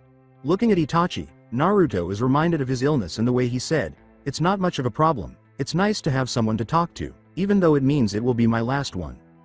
Itachi's time is dwindling rapidly. Mimir tells him, drawing interest from both men, you know brother, Those healing crystals you usually carry can fix just about anything and everything aside from death itself. With a grunt, Naruto takes out a crystal and examines it before saying, "That is true, but it is not my choice to make. It is up to Itachi." As Naruto turns to face Itachi and asks, "If I say yes, what do you want in return?" Mimir grunts in comprehension. Naruto responds, "Keep our conversation a secret. I will reveal myself when I am ready and not a moment before I am ready." Itachi responds, "Very well then. Your visit is safe between us. Besides, no one visits, so your secret is safe with me." "So you're giving brother permission?" asks Naruto as he notices Mimir aiming his gaze at Itachi. Itachi nods and asks, "Yes I am. Would you please heal me?" as he extends his hand and Naruto holds a glowing green rock in it. Naruto then applies pressure to the crystal, causing it to shatter, enveloping Itachi in a wave of green light that quickly fades. The illness is cured, but to fully heal, that is only something you can do. The crystal can only do so much. Naruto tells him, "Sorry, there is not much more I could have done for you." Naruto expresses regret. "This is more than enough. With this, I can ease the burden of my brother's selfish acts of vengeance and greed for power. I thank you," Itachi responds. "Is this true?" Naruto asks, nodding. "Also, I heard a rumor that you were going blind by overusing your eyes?" Itachi nods, feeling much better than he has in a long time. "Yes, its drawback for gaining the more powerful form of the Sharingan, the Mangekyo. There are no other ways to go around it, besides getting a pair of them from someone who has it as well. I will see you later, Itachi. For now, I must leave.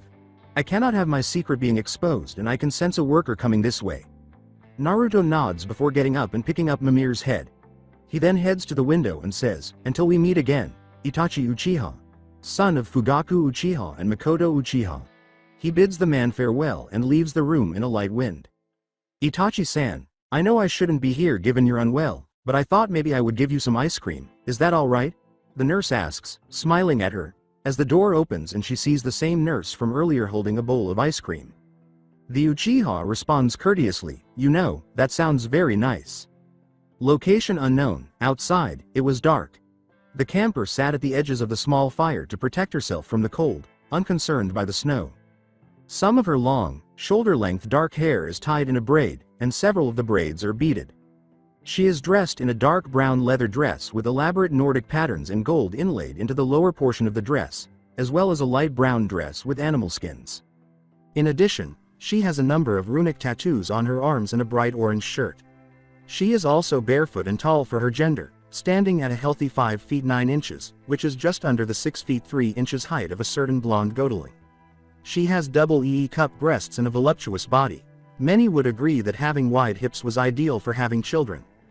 "So you're telling me, Naruto has gone off to his homeland, for what?" asks Freya, the former leader of the Vanir gods, as she looks at the man who trained Naruto and regards him as a son. The man looks older, with multiple facial wrinkles that suggest he is in his mid to late 50s or early 60s. His goatee has developed into a full, bushy beard with multiple gray hairs that covers half of his face. His tattoos have somewhat faded, and his skin remains pale and encrusted with the ashes of his Spartan family. He still has the scar on his abdomen, but it is bigger and less pointed than it was because he stabbed himself after defeating his old gods. He now has a lengthy scar that covers practically his entire lower back from the same wound. He has faded scars where the chains from the blades were fastened to his forearms, which he prefers to hide underneath with what looks to be fur-lined leather that is fastened with leather thongs. He also wears black leather pants and shoes. As he chopped down a tree, Kratos, the man, explains, "Yes, he told me that he wanted to go there, to see how things were in his former homeland. And you let him go? Just like that? While knowing that he has a target on his back? From Odin, from Balder, and half the Aesir under the Allfather's command," exclaims Freya, shaking her head in frustration. "He's a grown man. He doesn't need my permission to come and go as he pleases, Freya. He will be fine. Besides, he has Mimir to help with information. Along with what he has learned with you while I was journeying with Atreus to the summit of the mountain and what he learned from me when we arrived in these lands. Besides, those lands are under the protection of the Shinto pantheon. They do not take kindly to outsiders coming in without permission. Their hunt will not be so easy," he tells her. "And you forget, Odin controls the Vanir, and through them, the Vanir magic. He can create the protection staves that can hide them from the pantheon of his homeland.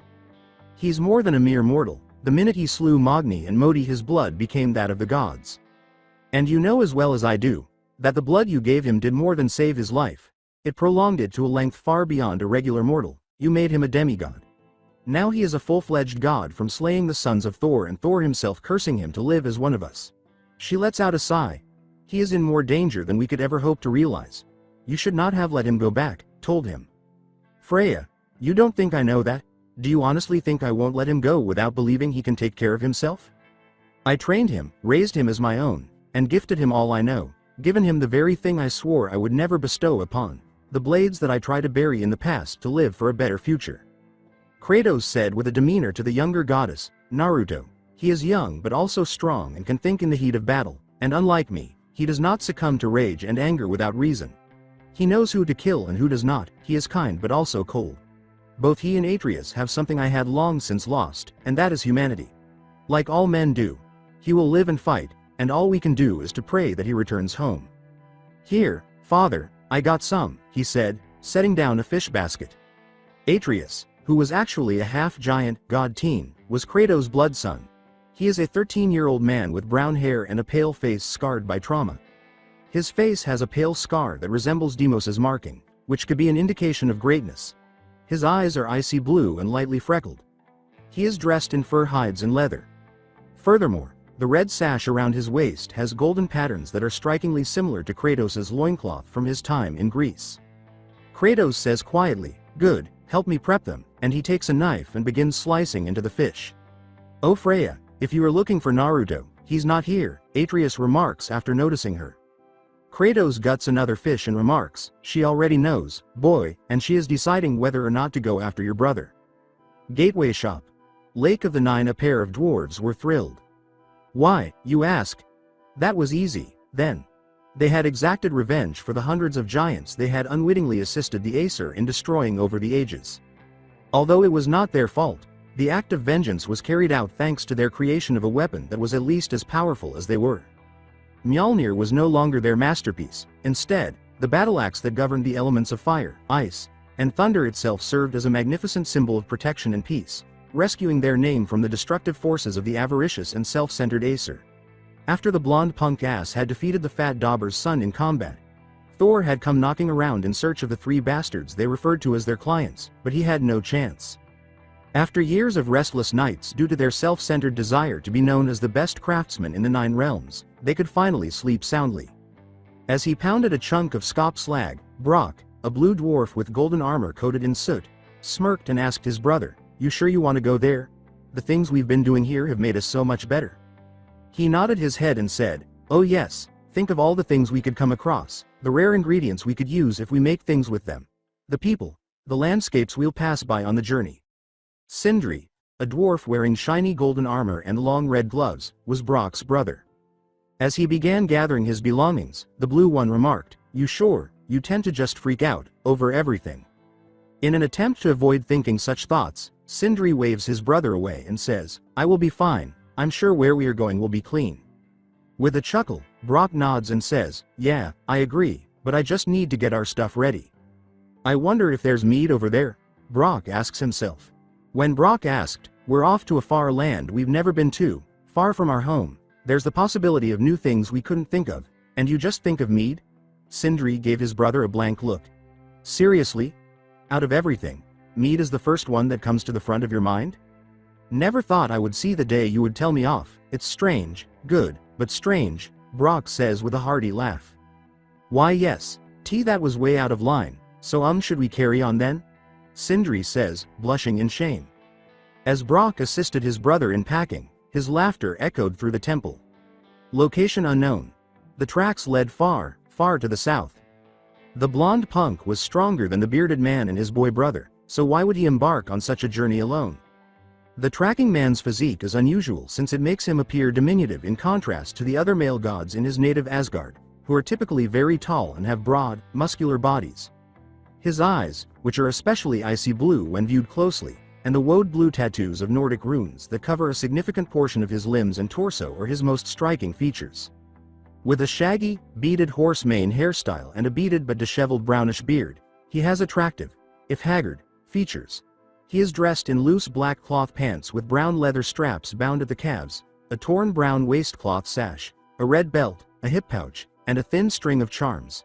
He doesn't have on a top or shoes. This was the greatest tracker of Odin and the god of the light, Balur. Due to a spell his mother cast on him a century ago, he was known to most as the man who cannot be killed. He would hold the Allfather accountable for his brother's death, and the hunt was on. He tracks Naruto and exclaims, "Soon, blonde one, I will find you and then I will make you pay for killing my brother," for his actions. Entering places that belong to other gods without knowing it. But no deity could even sense his power until it was too late because the protection stave spell was already on his neck. Konoha. Noon. While deciding who to see first, Naruto is moving around with the hood on. When he runs into someone while out and about, Naruto apologizes, saying, "I apologize, my head was in the clouds." He glances at Tamari, the person he bumped into. The blonde smiles and shakes her head, saying, "Oh, it's you, Magi," as she looks at him. Mimir thinks, "Oh fate, aren't you a funny thing?" as Naruto nods. Tamari asks, "So how have you been?" in an attempt to strike up a conversation because she didn't anticipate seeing Magi so quickly. Naruto responds, "It is all right, as it happens that last night someone tried to take me to be a weapon." "What? By who? Just point me at them and I will handle it," exclaims Tamari, whose eyes widen in surprise at the news. In response, Naruto shakes his head and says, "No need, I already handled it myself." "Ooh, oh okay," is what Tamari says, blinking as she muses, "Damn it. I met him less than a day ago, why am I like this?" Both of them eventually stop what they're doing and listen to Naruto explain what happened and even show off the dagger they had. "Oh, a beauty such as yourself deserves the finer things in life such as this," a man says, holding a case that displays a necklace with numerous silver gems. In front of the case is a 25-year-old woman with long, indigo blue hair in a thin ponytail and white eyes. She is wearing a light purple shirt without sleeves that hugs her large breasts, bandages around her lower arms, and long, dark pants. Former Hyuga clan member Hinata Hyuga is shown here. Naruto also recalls seeing a sweet, kind, shy, and always red-faced girl, but the memory of that girl has long since vanished because Hinata, who is now older, has a cold, ruthless expression on her face and isn't impressed by the man or the gift he is giving.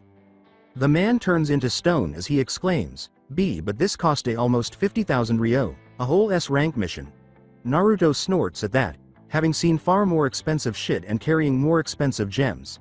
She simply turns away and leaves without saying anything, indicating that she doesn't care about it. It was an impressive necklace, and he hears Tamari say, "Well, there goes another fool soul trying to impress the Queen of Ice." She would confess that she feels bad for the man. You know that name is not right for her. Truthfully, it should be the Queen of the Frozen Tundra. Naruto simply HMMS at that. Tamari chuckles and looks at him before responding, "That sounds about right, given as Hinata pretty much blocked off everything, and yes, that's her actual name, Magdi." Naruto nods as the man sobs because he was unable to win or finally soften Hinata's icy heart. He then turns to face Hinata and muses, what could have happened that made her this way? Naruto is startled out of his reverie by Tamari's question, "Say Magdi? Since I'm heading back to my village soon, I was thinking that maybe we could get to K. Who the fuck are they?" she exclaims, turning to face Naruto. "Travelers, of course, they bring their barbaric practices here." Naruto snarls as he reaches behind his back and notices that people are running as three men cut through large groups of highly skilled ninja, including Anbu and Jonin, before he growls as they notice him and point in his direction. "Brother, I would highly suggest not doing open combat here. Remember what happened the last time you fought in a town square? It was ruined, and several people lost their lives, including your enemy," Mimir responds. Naruto pulls Jarngraper from its clasp in the middle of his back and spins it around, saying, "Yes, but these nuisances are not Thor, and their flesh is vulnerable to steel. So let's have some fun, Mimir. Like the old days." "This is a bad idea," Mimir exclaims, "Magdi," as Naruto rushes toward the three heavily armored men with his axe. "The old days? There are no old days with you. Those days were less than a year ago, ya daft fool," the head yells. Tamari says, "Hold on, you shouldn't fight these things alone," as she unhooks her fan, perplexed by what is happening. Raising the axe above his head, Naruto roared back at her, "Stay out of this." Another location in Konoha, unaware of what was happening in her apartment, Hinata opened the door and entered, letting out a sigh as she did so because the past 2 days had been exhausting, especially since yesterday when she had a long shift at the hospital. All she wants to do is shower and then sleep. She moves toward her bathroom. There are only a few things, like chairs, a television, a table for her to eat at, and a kitchen, but there are no pictures of anything, not even of her former team, Team 8, even though she had cut off communication with them. As she walks into the bathroom, she begins removing her bandages and clothing, exposing some muscle beneath them, until she is completely nude. She turns on the warm water in the shower, faces it, and waits for the water to warm up so that condensation forms on the window and mirror. The fogging mirror reveals something on her back as she opens the shower curtain. Hinata is the living example of the burnt, sloppy mark of the caged bird branding that her family tried and failed to practice, and plans to spend the rest of her life coping with it. As she gets into the shower and starts to wash, Hinata finds it annoying because she detests it so much. With a thunderous rumble that rocked the earth, steel clashed. As he threw his axe at the right man, forcing him to raise his enormous sword and block it, Naruto jumped up and spun, smashing his foot into the middle man's face. Naruto sends the man he kicked skidding back. Naruto's prosthetic had already moved to seize a blade from his back at this point. When Naruto throws the blade while spinning in midair, a chain stretches out and wraps around the left man's arm. Naruto yells at him and pulls hard, pulling him in the direction of his free hand as he slams Mjolnir into his armored chest. After landing, Naruto lifts his hand, grabs his axe, and spins around, slicing through the man's metal shield and causing it to shatter where his leg had kicked. At the same moment, he catches Mjolnir and swings up, slamming the hammer's head into the right traveler's chin, ripping him off the ground. He spins right, catches the blade, and releases it into the air once more.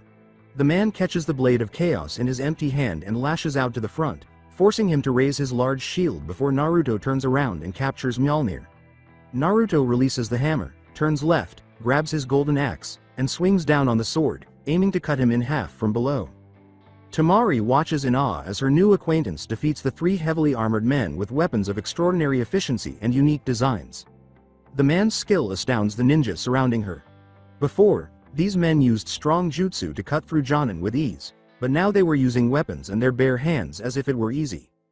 A man watches Madgo release the axe, which spins quickly and easily in the air a dozen times while staying in place.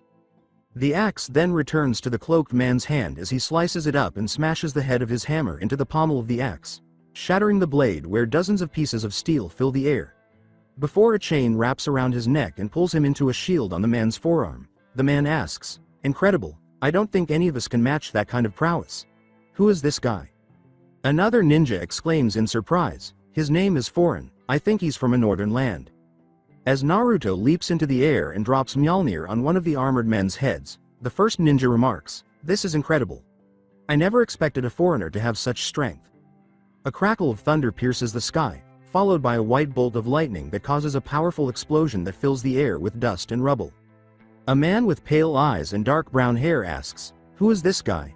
Even though he was blind, the cloak was hiding the identity of the man behind a shroud that prevented his Byakugan from seeing through everything. This was Neji Hyuga.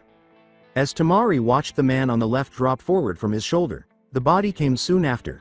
His name is Magdi, son of Margus and Magda. Magi huh? How curious. With a shout, Naruto conjures up some magic, lights his axe, and launches it at the right man, forcing him to block as he launches a blade to the left, wrapping it around the man's body. The chain was blazing red with fire along its length, and the blade itself was crimson with heat as Naruto used a burst of raw strength to pick the man up off the ground and pull him up through the air and over his head before slamming him into the ground. He grunted and sent the magic of fire rushing through the blade, causing the air to burst with flames, before he grabbed Mjolnir, spun around, and threw the hammer at the charging traveler to his right, crackling like lightning. Naruto catches his axe and blade and throws them forward simultaneously as the armored man jumps to the left, but the hammer still strikes true and a burst of lightning fills the air and surges through both men's armor. Fire filled the air as Kratos' blade flew at its target, and his axe was now covered in ice. One would have thought he might strike the returning hammer because the two weapons were so close to one another, but the hammer slipped through the precisely measured gap as it spun in the air. While spinning around, Naruto grabbed Mjolnir and used the hammer's lightning-calling power to hurl it at the right armored man once more. The blonde caught the rotating axe in his grasp and jumped into the air, slicing up with the chained blade and striking the hammer just in time to send it flying above the two men. As Naruto cut down and struck with all three weapons, fire, ice, and lightning filled the air. The explosion that followed forced everyone in the crowd who was watching to cover their faces because a strong shockwave was blasting them in the face. The explosion lights up the square, and they close their eyes in a blinding light. But this didn't bother Naruto, who swung his axe down and killed the right man by slicing into his head. The ground is rocked once more by the elemental rage of the weapons launching their attacks as Naruto spins around, catches the hammer, and throws it at the man while catching both his blade and axe, jumping into the air and flipping before releasing both at the final man. The final man is thus vanquished. The fire of battle slowly goes out as Naruto puts Mjolnir back on his back. He straps it to his waist, holds his hand up, and catches his glowing axe in his right hand while his left holds the blade of chaos. And as usual, they all think that their precious armor will protect them from my strength. Arrogance, much like those Acer, was their downfall. Naruto spit on the final man before turning around and leaving. But Naruto hadn't killed the last man as thoroughly as he had believed, and the man quickly got up, moving surprisingly quietly. The traveler's sword caught his cloak and tore it off as Naruto spun and sliced up, slicing through the man's armor and removing his right arm. It wasn't until Mimir heard the man's sword slicing through the air that Naruto made his move. "Brother, look out!" the head cried as Naruto ducked down. As he pushes the blade away from his covert assailant, Naruto roars and turns his axe, slicing deep into his enemy's gushing shoulder and permanently killing him. Putting his foot on the man's chest and pushing him away, Naruto snorted and said, he did not know who he was fucking with. The traveler fell to his back. "Brother, the cloak," declared Mimir. Naruto snarls as he speaks while glancing at it on the ground. Holding what's left of it in his hand, he says, "Damn it. Ma had to fix it before we left on our journey." The cloak was torn in two by the traveler's blade. "Forget that, brother, you no longer have anything to hide your face," exclaimed Mimir, whose eyes were wide. Naruto took a few moments to realize what he was saying, but it was too late. They identified him. Finally understanding what Mimir meant, Naruto let out a loud, "Shit," as he looked behind him and saw a mass collection of shocked, disbelieving, and frightened looks. Neji was the first. When the male Hyuga first approached him, he asked, "And Naruto?" in the hopes that it wasn't some sick game an enemy was playing or, worse, a ghost that had returned to hunt them. Neji was interrupted by Naruto, who says, "No, I'm not an enemy using a ninjutsu to use my face, nor I'm a ghost, I'm the real deal. Well, mostly." He gestures to his arm and eye. "You're not some ninja from another village who is using the face of Naruto Uzumaki. If you are, by Kami's might I will." Neji finds it difficult to believe. Naruto smirks and points to the chin with his metal hand. "If it means anything to you, I made an oath with the blood of Hinata on my hand back Chunin exams after you beat the hell out of her, and I kept my word by punching you on the chin from underground even after you blocked my chakra." With wide eyes, Neji says, "You are him, because not that many know about the blood oath you made." Tears start to well up, and Neji wipes his eyes and exclaims, Damn it, I should have known? I should have to know someone like you won't go down that easily." Hey now, you shouldn't be crying, Neji man," Naruto says. "The fault of my battle with Sasuke was mine and mine alone. I chose to try and bring him back. It's nobody's fault that he nearly killed me," he pleads. As they ask one of their more senior fellow ninjas, one of the younger ninjas, who is younger than some of the older ones, points to Naruto and says, "So who is that guy? He looks like that Naruto guy from the photo back at the academy."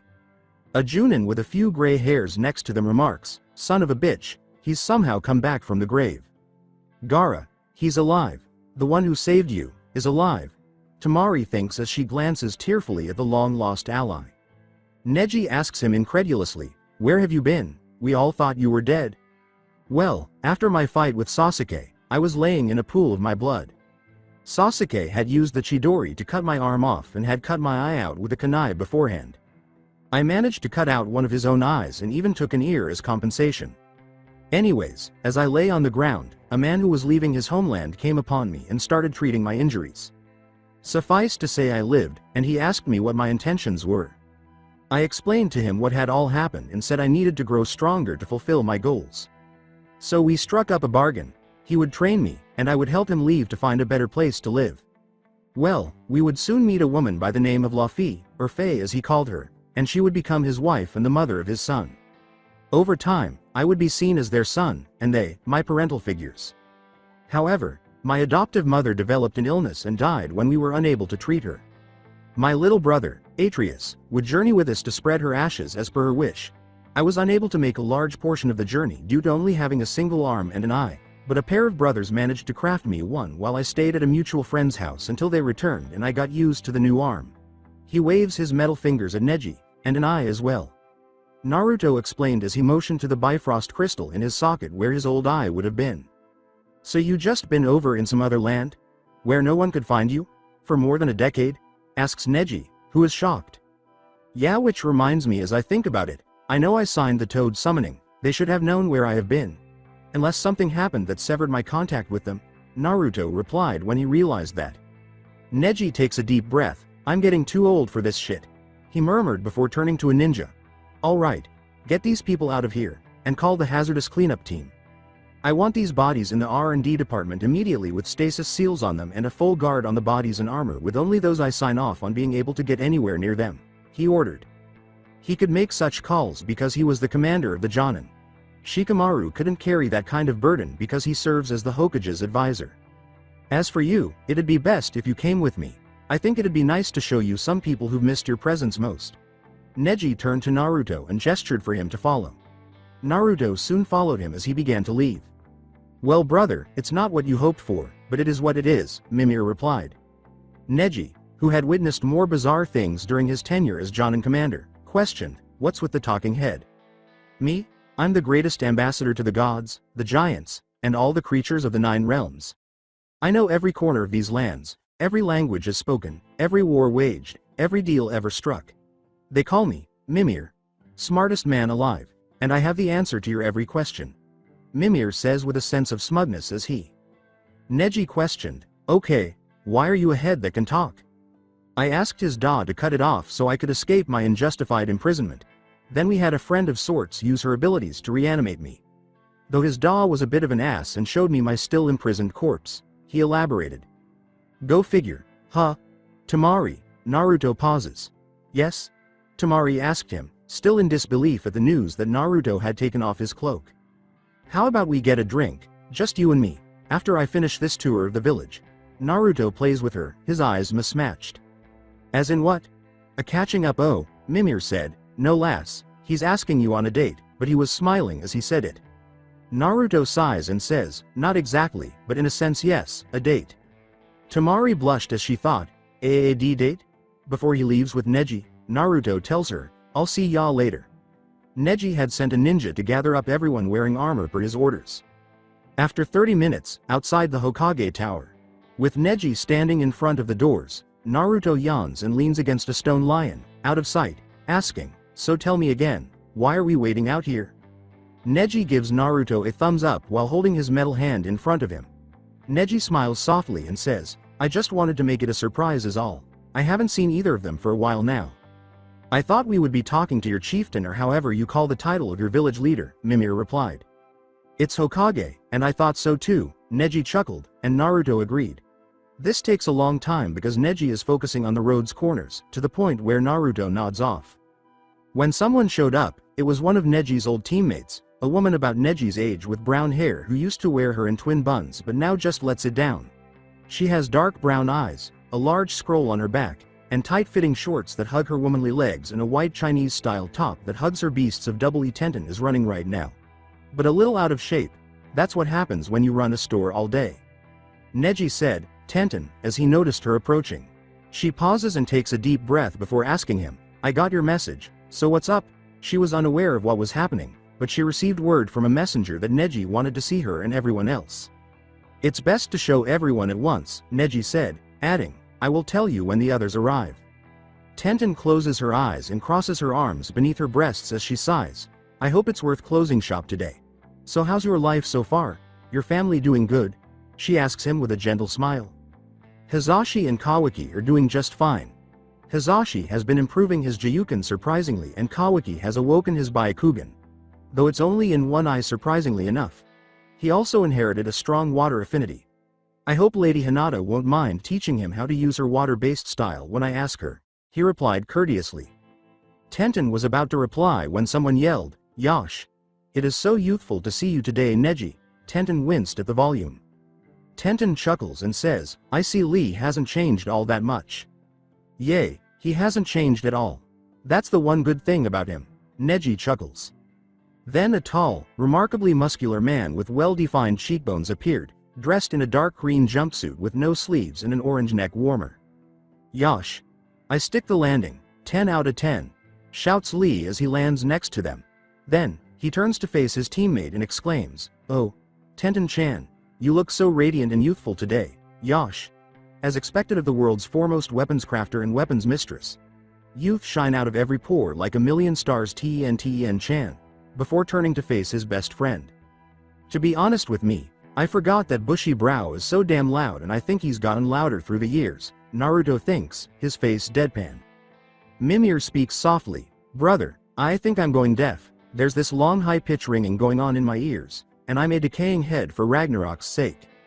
Neji gives Lee a quick hug after saying, "It's good to see you too, Lee," with a warm smile. Then he sees a few flying bugs. Not just any bugs, though, because some clans use kinkajou bugs. Neji remarks, "I'm glad you could make it as well, Shino." Then he turns to see a man who appears to be a teacher or sensei. He is dressed in a full bodysuit underneath a flak jacket with two bug-like emblems on the neck. He wears a 3-strip optic visor that fits over his head while he is on duty. "It's Shino Aburame here. Hello Neji-san," he says, nodding, and approaches the people who used to be on Team Guy. "I'm sorry to have to pull you out of your class during a lesson," Neji says, gesturing with his hand. "It's fine, the kids were about to head home anyway, and our early release never hurts every once in a while." The bug user responds courteously. Neji said, "So, where are the others?" to Shino. Snorting. "Kiba went to grab a bite before coming. He said he hasn't eaten yet and felt it'd be best to grab a burger for him and Akamaru before they made their way here. Shouldn't be too long. As for Hinata, she's coming," he said with a deep inhalation. "Keep in mind that if you mention the devil, he will show up." "Yahoo!" everyone exclaims before they look up to see Kiba Inuzuka, a man with shoulder-length brown hair, dark skin, red fang-like tattoos on his cheek, and a goatee on his chin. He is wearing a white shirt and jacket with some fur. Next to him is a big white dog named Akamaru, who has a few fights left with him despite having the appearance of an elderly dog. Kiba cheered as he removed his burger from his mouth and said, "Yo, sup guys." He was carrying bags of burgers when they both landed. "You said you were calling the gang together for something big, so here I am." He smiled broadly. An angry woman called out to Hinata as she approached them, "Kiba, can you control yourself?" She was in the shower prior to receiving the message, and her hair appeared somewhat damp. As she passes him, Kiba simply stares at her and thinks, "Nice to see you too, Ice Queen." Ignoring the others, Hinata turns to face her cousin and puts her hands on her hip before saying, "Well, you wanted us here, so here I am." Neji said courteously, "All in due time, Lady Hinata. Let's wait for the others to come." Tenten whispers to Neji, "She's delightful, as always." Neji doesn't respond, but Hinata simply rolls her eyes and moves away from the others. Before long, a big man with light brown hair appeared. He used to have 2 long, pointy hair buns when he was younger, but now his hair hangs low and waves in the breeze. He carried a bag of chips, wore a green light jacket and a shirt with the kanji word, "food," on it, and stood tall and proud with a warm smile and light pink swirls on his cheeks.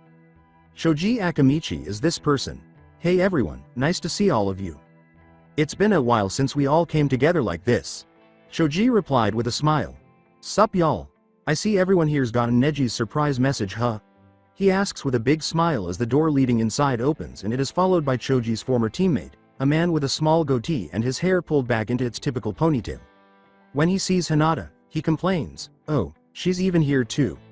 He then nods in her direction and asks, "Hey Hinata, break any more hearts?" Hinata doesn't respond. As everyone listened, the final one exclaimed, "I can't believe I'm the last one." She had long, light blonde hair, light blue eyes, red lipstick, eyeshadow, and mostly purple clothing. She was hugging her double F's long skirt, and judging by the look in her eyes, she didn't get much sleep, in part because she was one of the best medical ninjas. Despite being exhausted, Ino Yamanaka was still willing to greet the day with a smile. "I'm just glad you made it, Ino," Neji said, and the blonde girl grinned. She smirks at her old friend and asks, "So you said in your message you have a surprise for us? So what is it?" Just as Neji is about to respond, a voice calls out to them. To their horror, they turn to see Sakura Haruno, a woman with long pink hair and green eyes who hasn't changed much in the previous 12 years. She is dressed in a red dress. A former Naruto and Sasuke teammate, Sakura responds, "You guys. What are you all doing here? Wait, don't tell me. Have you guys finally realized that Sasuke is innocent and finally want to talk some sense into Lady Sunade? Give me a break. As if you pink-haired bitch. The day I believe that murdering a backstabber is innocent will be my death day, not happening." Hinata snorts and rolls her eyes. "Calm down you two. I didn't call all of us here for an argument about who is innocent or not." Neji intervenes before things get out of hand. "This is more serious than any of that, more than that it involves the team that went on the mission that day." Hinata and Sakura in particular pause as they stare at Neji in bewilderment. Neji, all of us that went on that mission except Naruto are here, alive and well. So what's going on that you need to call us here?" Choji responded in disbelief. "Not exactly." Neji responds, "As we all know, Sasuke Uchiha went rogue and succeeded in his goal of going to Orochimaru. Kiba, Shikamaru, Choji, Naruto, myself, and Lee all tried to stop him, and we all assumed that Naruto paid the price with his life in trying to bring the Uchiha back." Neji exhaled deeply before turning to each one of them. However, evidence showed that Naruto may not have died that day, and several forensics experts labeled him as missing in action while many assumed that he was killed in action. "I am here to finally put all of it to rest," the Hyuga replied. Before anyone can comment, there is a thud and an axe next to Sakura's face. The axe missed her by a haircut, and as it flew past her, the hair slowly drifted to the ground before embedding itself into the nearby wooden wall. Sakura responds, "So what? That pathetic loser failed in bringing my Sasuke-kun back. If he never returns, that is fine with me." Sakura trembles as she looks at the axe that might have killed her, where it was stabbed into the fence. A few others are also terrified by the weapon's unexpected appearance, but Neji and I are finally curious about the origin of the unknown axe. The voice behind the stone lion said, "I am having a very hard time remembering how the fuck did I even like you." The axe then breaks free from the fence and flies through the air, where it is caught by the unidentified person behind the lion. The owner's metallic hand grips the weapon firmly, and a series of sparks, embers of flame, and flurries of frost are seen escaping from the weapon's body. Everyone except Neji turns to face the voice and assumes defensive positions as they hear firm yet soft footsteps hitting the ground. They stop when they notice a man wearing a dark cloak with a goat's head strangely fastened to his belt. For some reason, everyone except Neji feels their hearts pounding rapidly as the unidentified man raises his axe above his head. "Hold it right there. Who are you?" Lee exclaims, his fists clenched, as he approaches him. But when he looks back, he sees that Neji stopped him with a hand on his shoulder. "Neji, what are you doing?" Lee exclaims. While the others are equally perplexed, Neji nods to the man and says, "Just trust me, you may want to see this." Sakura is trembling in terror as the man, who is somewhat taller than them, puts his face in front of her and she can feel the glare from beneath the cloak. The man's aura is one of a warrior who can and will kill them without mercy. He puts the axe in its holder and reaches up with his right arm, which is astonished to everyone because it is made of metal that is the color of obsidian and has golden symbols and emblems carved into it. Sakura trembles in terror, praying that the worst won't happen, but it did. "That mouth and that belief of yours is going to get you killed one day. Do you think that fucking bastard truly is innocent? I am going to say this. When I get a hold of him I will rip him in half for what he did," the man says, and she feels a tight grip on her face. She bites out. Sakura looks at him and responds, "No you won't, Sasuke-kun is innocent. I will prove it. Then once it is all done, we can get married and have a family together, you'll see, just you watch." "And why exactly should I watch?" the man asks, grabbing the hood and ripping the cloak off completely, causing all of the ninjas present to gasp in shock and wonder as they look at a face they haven't seen in over 10 years. He glares down at the rose-haired woman, his Bifrost crystal eye blazing a bright gold. "And you know what? I may just do it for the enjoyment of saying that I killed one of the last Uchiha in the world." Naruto said ominously before smiling down at her, "Hello Sakura Haruno. Long time no see. It's been, what, 12 years since I last saw you. And no, why you shouldn't be here, you should be dead," Sakura exclaimed, her eyes widening as she believed she was seeing a ghost, an unrested ghost. "Well, too bad for you that I am alive and breathing healthily. No thanks in part to you and your machinations all them years ago." Naruto murmurs, "Know this, I will bring the fucking traitor back, but not alive for your oh so precious delusions of a knight shining armor, but in a fucking body bag," he says, grabbing her by the collar of her outfit before slamming her into the wall and creating a large hole in it. "Terribly sorry about that. Figured I let it out before we could have a proper talk. Naruto turns around and waves to them after Sakura passes out, her eyes wide open on the wall. He notices that everyone is stunned. I think you broke them, brother, Mimir continues. Neji looks at the others and says, yeah, I think so too. Then, with a menacing grin, Naruto took out some items and set to work. Neji nods and holds the bag as he hands Kiba the burgers, saying, hold those as I am not messing with someone else's food.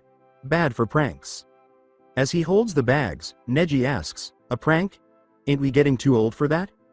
With white eyes and sharp teeth, Naruto yells, silence naysayer, and gestures to the Hyuga. Thou shalt bow before me for I am the king of pranks. Naruto exclaims. They were still a group of children, so he hadn't changed all that much. Would you please get me off of his hip? I'd rather not be part of this, Mimir pleaded loudly, but Naruto responded, quite you're as much part of this. Remember they will be shocked by a talking head. As Naruto continues his prank, Mimir sighs and says, yes, but please remember that is all I am. I don't want to end up like the frog. Naruto laughs and starts working. A few seconds later, as everyone, with the exception of Sakura, is getting back to normal, Naruto smirks while sitting next to Neji, who is still holding the food bag that Naruto gave him before he began the prank. For Kiba, he is struck by paintballs, causing him to scream in agony, and for Shikamaru, he has a seal of his mother nagging him. Choji's trick involves covering his eyes with a blindfold that reads, everyone has gone vegan, which causes him to scream in fear. Tenten, on the other hand, is without her weapons because they are exchanged for paper replicas.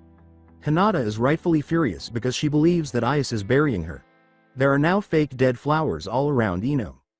Neji's perspiration falls as Naruto laughs. This continues for a while until they realize they've all seen him and turn to see where he was, but he's not there. Are you perhaps looking for me? He asks as he approaches Kiba and hands Kiba the bag of burgers, but not before grabbing one for himself.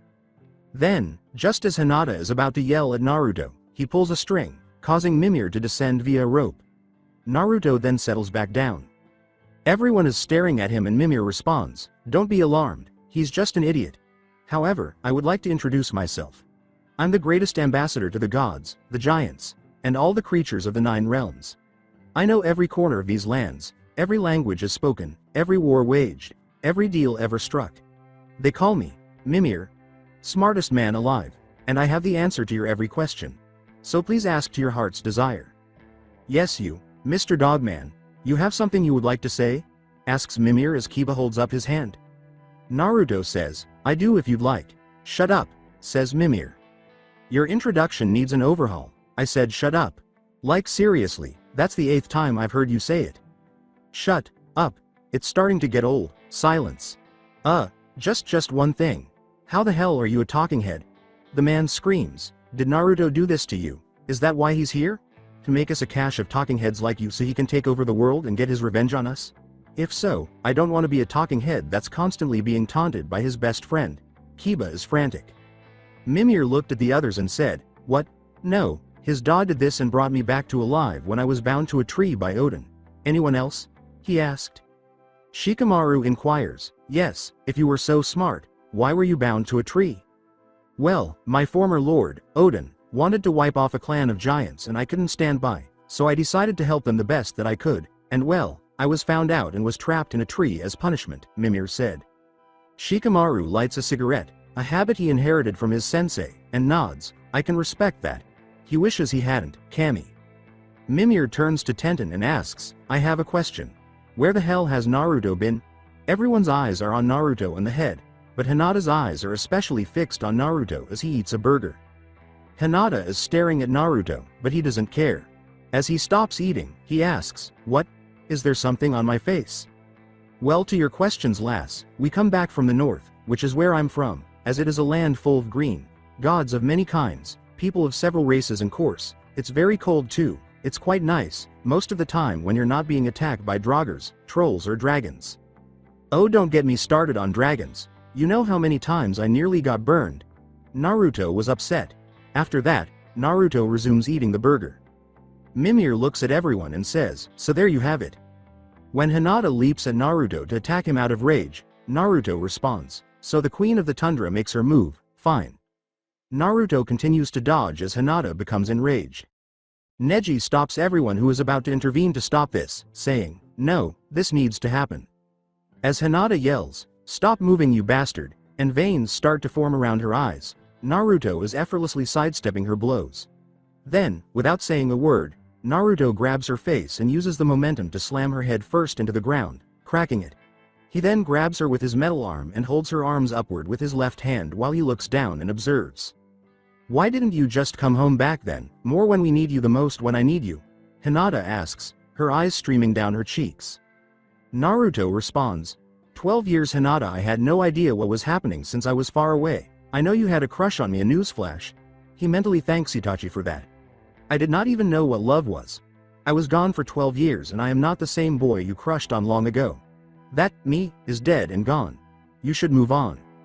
Naruto says, "Well, for what it's worth, I am sorry when I couldn't be with you guys when you needed me," as Hinata sobs as he lets her go, gets up, and leaves. After hearing heavy footsteps, Naruto turns to face Sunade, who looks at him and everyone else. "Oh hi Grandma Sunade. Long time no see," is a smirking wave that he gives. Mimir senses that the Sunade woman is extremely angry. "Well, that's a feeling I know too well," a woman scorned. "He's a dead man," Mimir said in the background. "Wait, why are you glowing like that? Ain't you happy to see me? Wait, lower that fist down and talk, oh she." As Sunade exclaimed, "You blonde shithead." Boom. A crash. POW. A crash. When Shizune heard the stone breaking, she came out and exclaimed, "What's going on out here?" She then saw someone emerge from the debris with a big bump on their head. With large, white eyes, the man yelled, "You dented my arm, you old hag. Just be glad it's just a one hit on the head for what you put us through, brat." Sunade yelled, raising her fist in the same manner. After vanishing and then resurfacing, Naruto slugs Tsunade's lower jaw so forcefully that she is launched into the Hokage mountain, striking the area next to her head. Mimir responds, "Well, would you look at that, that must be a new record, lad." All eyes turned to Ino when she cried, "Of what? Why, throwing someone to the distance, of course," Mimir chuckled. While Hinata had gotten up and left, all but a few of them began to perspire. "Lady Hinata." Neji extends a hand to her, but she continues to walk despite Naruto's remark, "Let her be. She just needs some time to herself." Naruto then sees Ino and Tenten glaring at him. "What?" asks Naruto. "Your eye," gestures from Ino. "Your arm," says Tenten. "What are they made out of?" they ask together, and Naruto slowly retreats because he is unsure of how to respond. A voice that Naruto and Mimir are familiar with said, "Why to ask the man who asked for it, when you ask the ones who made it?" "Brock, Sindri!" exclaim Mimir and Naruto. Naturally, Mimir was appalled after the blue dwarf left him at the Jotunheim gate for a while after taking a number of awkward measurements. When Naruto saw those who had given him the ability to see and use both arms again, he was taken aback and delighted. "Well, who else can make a battle axe that can overpower a superweapon with the ability to destroy entire realms?" Brock murmured. "Don't forget, we need to make sure the little beasties didn't infest the eye we gave you." Sindri made the point. When Ino sees the two, she exclaims, What are you two?" in shock. "What are we? How rude, it's like she has never seen a dwarf before," Sindri said as the two dwarves turned to face the blonde. According to Naruto, that's because she never has anyone here at the elemental countries, as the northern called it here, the western land. Both brothers gaze at Naruto before Brock shrugged and said, "I guess if you put it like that." Naruto nods and continues, "Yes, here there are no dwarves or giants in these lands." When Sindri says, "I guess an introduction is in order," the two brothers turn to face each other. He introduces himself first, saying, "Well, I'm Sindri, a blacksmith back in our homeland and now traveling one, and this is..." He hands his hands over to Brock and asks, "Is my brother Brock, who is also a blacksmith from our homeland. Sorry if he comes off as rude or gross. Most of our brethren are pretty much the same." "Bah, just 'cause you don't like getting your hands dirty doesn't mean the rest of us don't. Well, I'm not the one who made an unbreakable chain using bird spit and a paw print. You made a ring out of elf ears and bee wings. Girls, girls, girls, you're both pretty now, can you stop the bickering?" Mimir yelled. They shouted, "What did you say, did you call me a girl?" with the Huldra brothers. Sometimes this is funny, and Naruto is laughing uncontrollably. Shikamaru shrugs and remarks, "I guess this is how people from upward there are like, while the others are simply lost." "So why are you two here? Better yet, how did you find pathways that led here?" Naruto asks, pausing. We had help, after all. We don't want some wannabe blacksmith touching the greatest weapon we ever made, Brock said as the brothers exchanged glances. Sindri remarks, and of course, someone has to make sure that arm of yours is in working shape, while Naruto smirks. Makes sense, reminds me, how are things back home? Brock nods his head. Not good. Ever since you killed the fat ass and his boys, Odin's had it out for you. Freya, your pa and brother are trying to see if they can find a way to help you. With that spell Odin cast on Balder, Freya is trying to think of a way to break it so you can end, but then a voice stops everything. The three men turned as he said, "There you are, finally, after countless nights of searching and digging, I found you." Shikamaru turns and exclaims, "Hey," as he looks back and realizes he's gone, and Sindri screams, "Aw shit, this ain't good." Shikamaru was extremely perplexed by this. Huh? What the hell, where'd he go? Brock's gone too, exclaimed Shoji, just up and vanished like the hiding camouflage jutsu was cast on him. While he drops his axe and Thor's hammer and unwraps the blades and drops them to the ground, Naruto sees a man approaching the group with a big smile on his face. He growls and says, "Balder, we meet again. Shall we pick up where we left off last time, pretty boy?" he exclaims. Darkly chuckles, "That's why I did this forsaken game of cat and mouse. 'Cause I want payback for what you did, not only to my brother, also beating me without finishing the job when you had the fucking chance. Now I'm here and I'm ready to beat your sorry ass. And then maybe drag you back home and hand whatever's left ya to deal with old daddy and your brother before I finish them off. And once that's done, I'll kill your whore as well. Speaking of said whore, how is my mother? Still trying to figure out my weakness?" he asks with a smirk. Naruto replies, "She's better off than you are now," and advances on the god of light. As he approaches the new god of thunder, Balder asks, "Oh, and how's that?" After declaring, "She's still alive," Naruto leaps at Balder and draws his metallic fist, ready to take on his adversary in the next battle. They are all about to comply by Mimir, who says, "I wouldn't if I were you lots, this battle is far from your reach.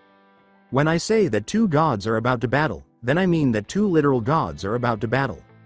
Balder's been fighting and killing for centuries on his father's behalf, and Naruto slew his brother and nephews before he was cursed by Thor to be a god in his stead. You won't be able to scratch Balder, much less kill him. He was blessed with invulnerability to all threats, be they physical or magical, and death can't hold him. And Naruto slew one of the most powerful of the Aesir gods and his sons with one arm and eye before he left to come here and find peace from the battle. Stand back and watch the show. This is one fight you shall not interfere with. Enjoy the once-in-a-lifetime spectacle of two immortals driven to kill each other. There's a little pee coming out of me just now. Kiba whimpers as everyone does a collective mind shudder. Forget that. Look at those weapons that Naruto has, exclaims Tenten as she drools and sparkles at them. You don't want to mess with them. Naruto's Da once used their chain blades to destroy an entire pantheon nearly 3,000 years ago before he managed to settle down in the Nordic lands. Went by the name Ghost of Sparta due to some of his more violent actions back in his youth. The hammer was Balder's brother's hammer. That was used to wipe out an entire civilization of people for withholding their knowledge of prophecy from Odin and his greed to try and change his fate. As for the axe, that's Naruto's weapon. That axe is 3 times stronger and 6 times heavier than Mjolnir. Mjolnir was wielded by a true god of thunder, and his sons together barely had the strength to lift it when working together. You'll never be able to move them, much less walk away unscathed, Mimir cautions her. Tenten sulks because she wishes she could hold those fucking guns. As for Naruto and Balder, they are engaged in a death-defying battle in which they exchange blows, kicks, and powerful shockwaves as they repeatedly clash. "I will enjoy slaughtering you," exclaims Balder joyfully. Naruto slams his fist into Balder's chin and yells, "Is this the same spiel as last time when I handed you your ass back on a silver platter? Then get serious." The two slide back after hitting each other in the face with enough force to send them both reeling from the blows they delivered. "Then why won't you do it? Show me why my brother granted you his immortality. Come and die by my hands like the coward you are," he exclaims. The two gods charge at one another, punching each other in the face. But as Balder snatches his own fist, Naruto tightly grasps it. They glare at one another as they pull their heads back and slam foreheads into one another. A deeper and wider crack was formed beneath them as they fought each other, and their collision caused the ground to collapse beneath them. Nevertheless, the two titans fought each other. Neither gave any attention to their bodies. "When Odin sent me here, I just needed answers, but you had to act all proud. Throw whatever you have at me. I'll keep coming, and that weak body will give out. But before I end this, I want you to know one thing. I can't feel any of this, Balder told Naruto as the world shook and the earth shattered, as if to echo the cry before the chasm continued to spread miles beyond their battle. What's going on? Screamed Shikamaru as the ninja stumbled and had to use chakra to stay grounded. The lot of you getting out of here before we all meet our ends is what's going on, Mimir yelled.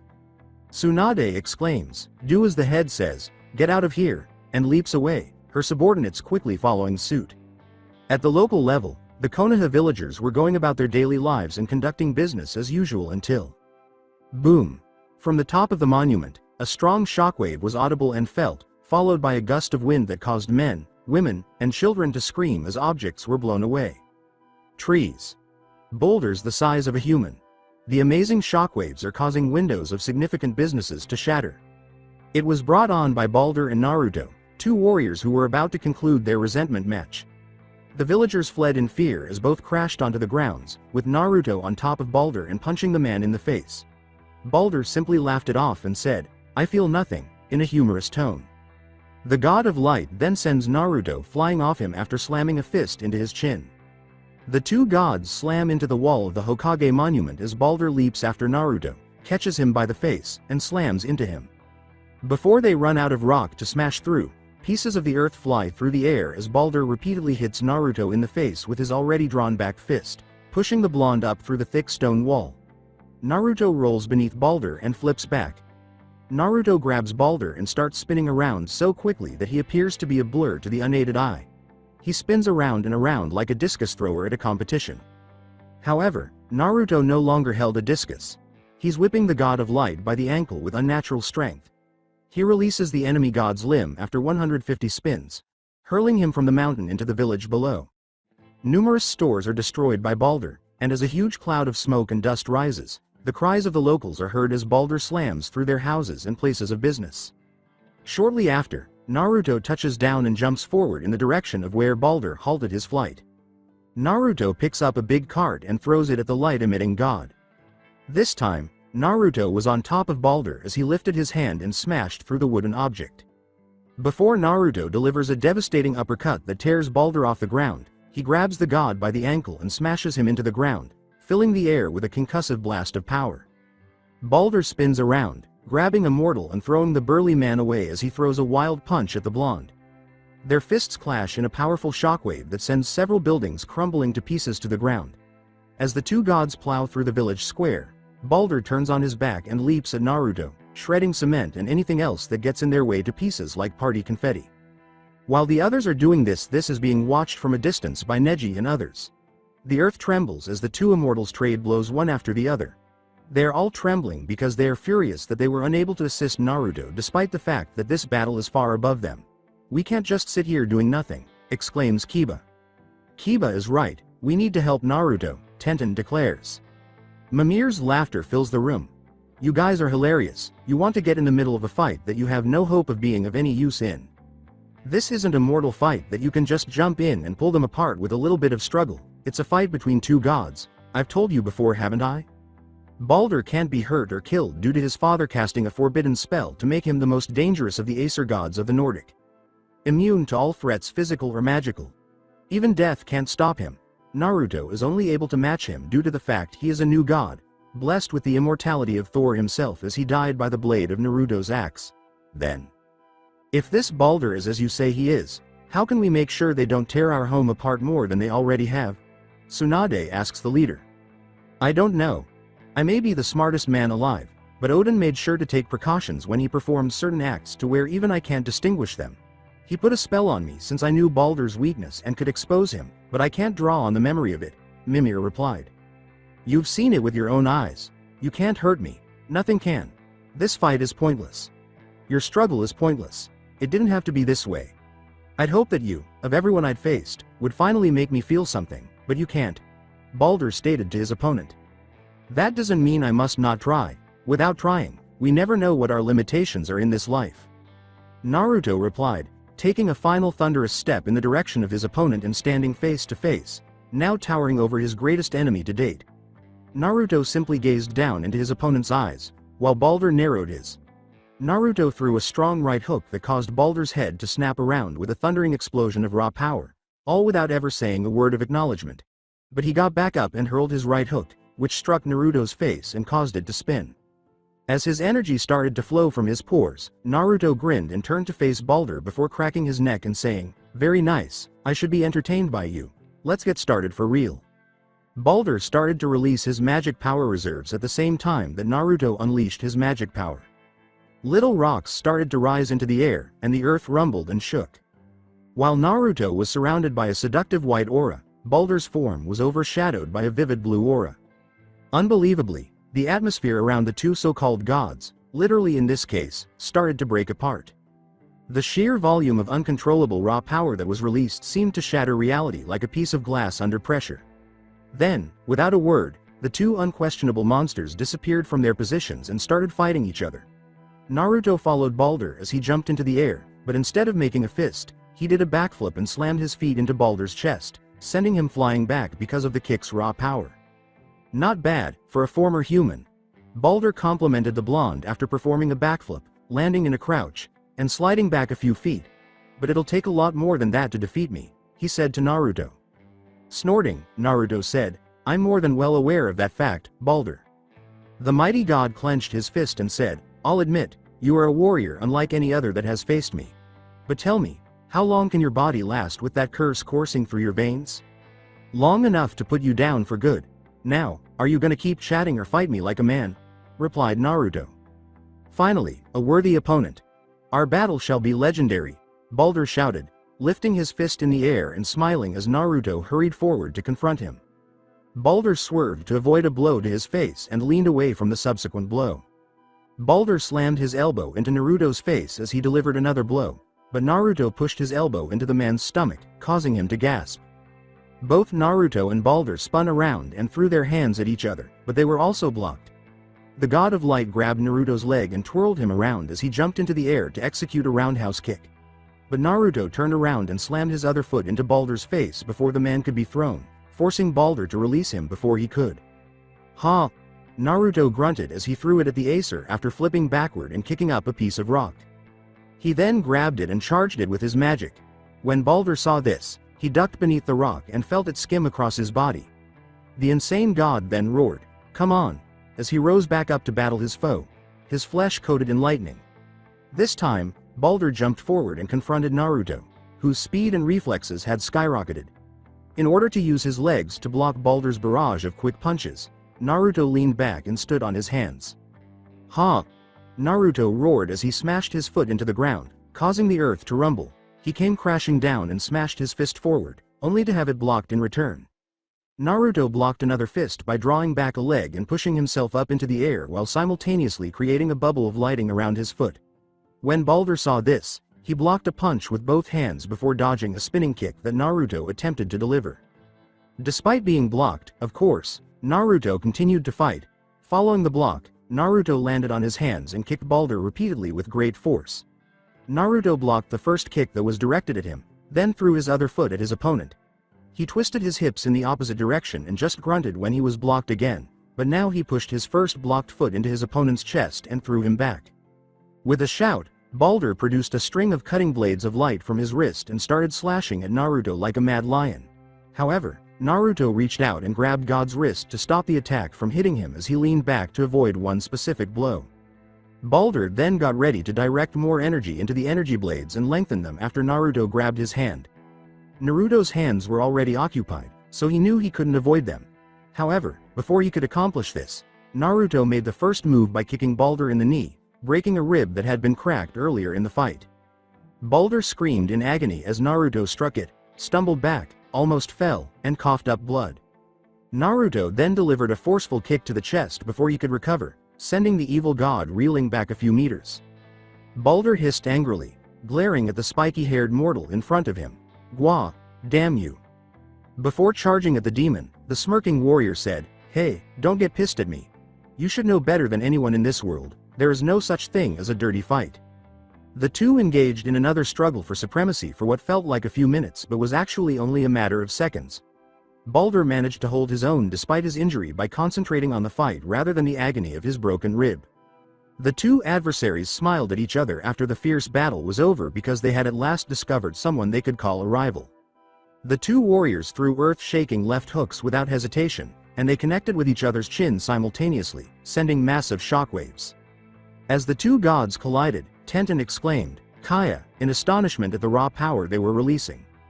Just as Naruto Spartan kicked Balder away, Ino used her chakra to form a barrier to shield them from the backlash of the two colliding warriors. "Stay behind me," she exclaimed. "Do you see now? This is my power. The power of the true immortal among the Aesir." Balder emerged in front of Naruto and slammed one fist into his chin while pulling the other back. "The power that can topple even the giant race itself," he yelled. "Now feel the pain from not bowing to your better." "Hee," smiled Naruto. "You want more? Well, experience my power firsthand," Balder yelled as he struck Naruto in the face, causing him to retreat. As he jumped into the air, Naruto exclaimed, "I'm quite surprised, to think you could make me of all people feel pain the way I am now." He then smashed his fist into Balder's skull and said, "But it's only a puny sensation. Itching but not," he bellowed out. The world around was filled with dust from the collision of power as Balder's face met the ground for once as the two unparalleled warriors. Naruto stood tall and pointed down at Balder. "Pathetic. I never felt any of those." "Your punch has no feeling or sensation," Naruto remarked sharply. Balder was up in an instant, hurling his left fist into Naruto's face. "Don't spew such nonsensical," he screamed, striking with his right fist. "Bravado-laced insults," he said. But as though the forceful blows hadn't even affected him, Naruto smashed his face into Balder's, causing Balder to stagger back from the blow. As he recovered, Balder smashed his fist sharply upward into Naruto's chin, and Naruto quickly recovered, slamming his elbow into the immortal demon's face with a flat hand and a curled thumb. As the ninjas' faces were battered by the gale force winds, Sunade, Ino, Neji, Lee, and everyone else watching the battle could only watch in awe of the clash of divine power. He threw a powerful blow, which Naruto easily dodged and then ducked under another blow, but this was exactly what Balder wanted, so he grabbed Naruto by the neck and threw him away, causing him to roll across the ground before he could stand again. Balder rushed towards the unwavering mortal, trying to strike his opponent, but was hit by 3 blows to the skull, which caused the immortal to retreat even farther. The god of light snarled in rage as he attempted to strike Naruto, but he leaned back and gave him a right hook instead, leaving Balder stunned and forced to take a step back to regain his bearings.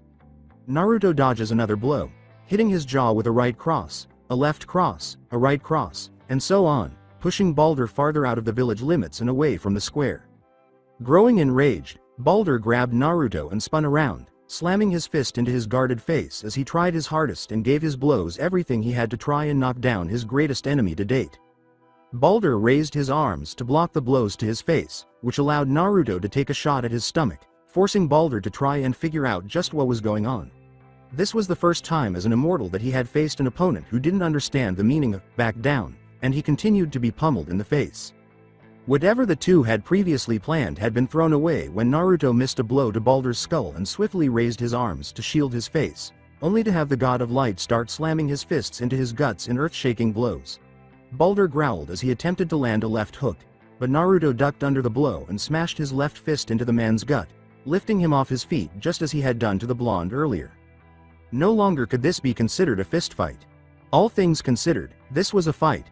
Naruto struck the man's jaw as Balder pulled his fist back again, causing a lot of blood to splatter out of it in a crimson fountain. This caused Balder's head to turn almost 180 degrees, forcing the immortal Aesir to back off. Just as Balder threw a strong left hook that sent Naruto spinning around in a daze, the god of light quickly recovered and threw a smashing fist at him, but he ducked under the blow. Naruto then quickly recovered, shook his head, and glared at Balder, doing everything in his power to stay awake and continue the fight. What exactly was this man composed of? Once again, the two warriors strode toward each other, one bloody and bruised, the other showing almost no signs of injury as they healed. Play. Final round, 250, Real Steel Ost. The two exchanged devastating blows for almost 3 minutes, but it was quickly clear who would prevail as Balder's blows grew progressively weaker until the Aesir god of light had to take a step back to catch his breath. Neji smirked as he watched Naruto taunt Balder by actually waving his arm towards himself to make the man try to fight some more. For the god of light, it was an eye-opener, a fighter who was asking for more. Indulging the blonde, He started to hammer down blow after blow on Naruto's head as several ninjas cried out to him. Neji's voice called out to him, "Naruto, you have to fight back," he yelled. "Not yet, Naruto, hang in there just a little while longer," Mimir muttered in prayer as he watched, dumbfounded by the audacity with which he kept up with Balder's nearly limitless stamina through sheer willpower and determination. Then, all of a sudden, Balder started to hit Naruto with blows that were so weak that they were hardly perceptible. Naruto grinned as everyone heard Mimir yell, "Now!" Before they could witness the blonde deliver a devastating uppercut to Balder's chin, the immortal man staggered back in horror and shock, stunning both the God of Light and the ninja. This was the first time in the God of Light's life that this had ever occurred. He was being outdone. How could this be happening? Tamari lifted her clenched fist and said, "Get that little bitch and bust him open." Naruto strode forward unrestrained, slamming blow after blow into the god's face, pushing the stunned immortal backward. She let out a cheer. The God of Light knew that if he gave up now, it would be for nothing, but Naruto changed his movements and started smashing his fist into the man's gut, forcing him back farther and closer to his defeat with each step, landing a powerful left hook on Balder's jaw that forced him back further as each blow landed unblocked and uninhibited. "Indeed, that's correct." Lee gave a cheer. "Get him, Naruto." Ino let out a cry. "I'm not going to lose," Balder exclaimed as he repeatedly struck Naruto's face, pushing him back into the city limits. The immortal god attempted to strike Naruto's face again, but the blonde was quick, ducked under, and jumped into the air, smashing his fist into Balder's face, sending him tumbling backwards as blood splattered everywhere. With a grunt, Naruto started to repeatedly smash his fist into the immortal Aesir's gut. He then smashed a powerful left hook, and then, in a shocking display, the unkillable god grabbed Naruto's shoulder and tried to push him back. Balder was trying desperately to stay upright, but Naruto was unrelenting as he landed blow after blow to his body. Right blow to the stomach, left uppercut, right hook, left hook. The blows were not only undaunting, but unstoppable, as each blow repeatedly broke Balder's bones.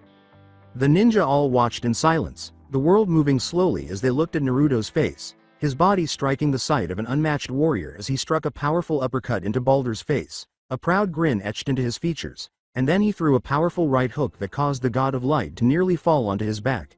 Naruto threw a left hook that caused Balder's head to snap to the right, and then he threw another one as fast. With the all-powerful God of Light reeling back, Naruto drove his fist deep into his gut, lifting the Aesir off the ground. And with that, a single tear started to fall down her cheek as she watched Naruto battle like a god driven insane. Tamari was so stunned right now that she couldn't even find the right words to express how beautiful this was. As Naruto smashed hook after hook into Balder's bruised face, Balder was unable to block or retaliate. The God of Light fell to the ground for the first time in his life after a massive uppercut was delivered. "You better stay down," says Naruto, panting. "You fucking jerk." I can't tell if his manners have gotten worse or not, Sunade thinks as he spits at him.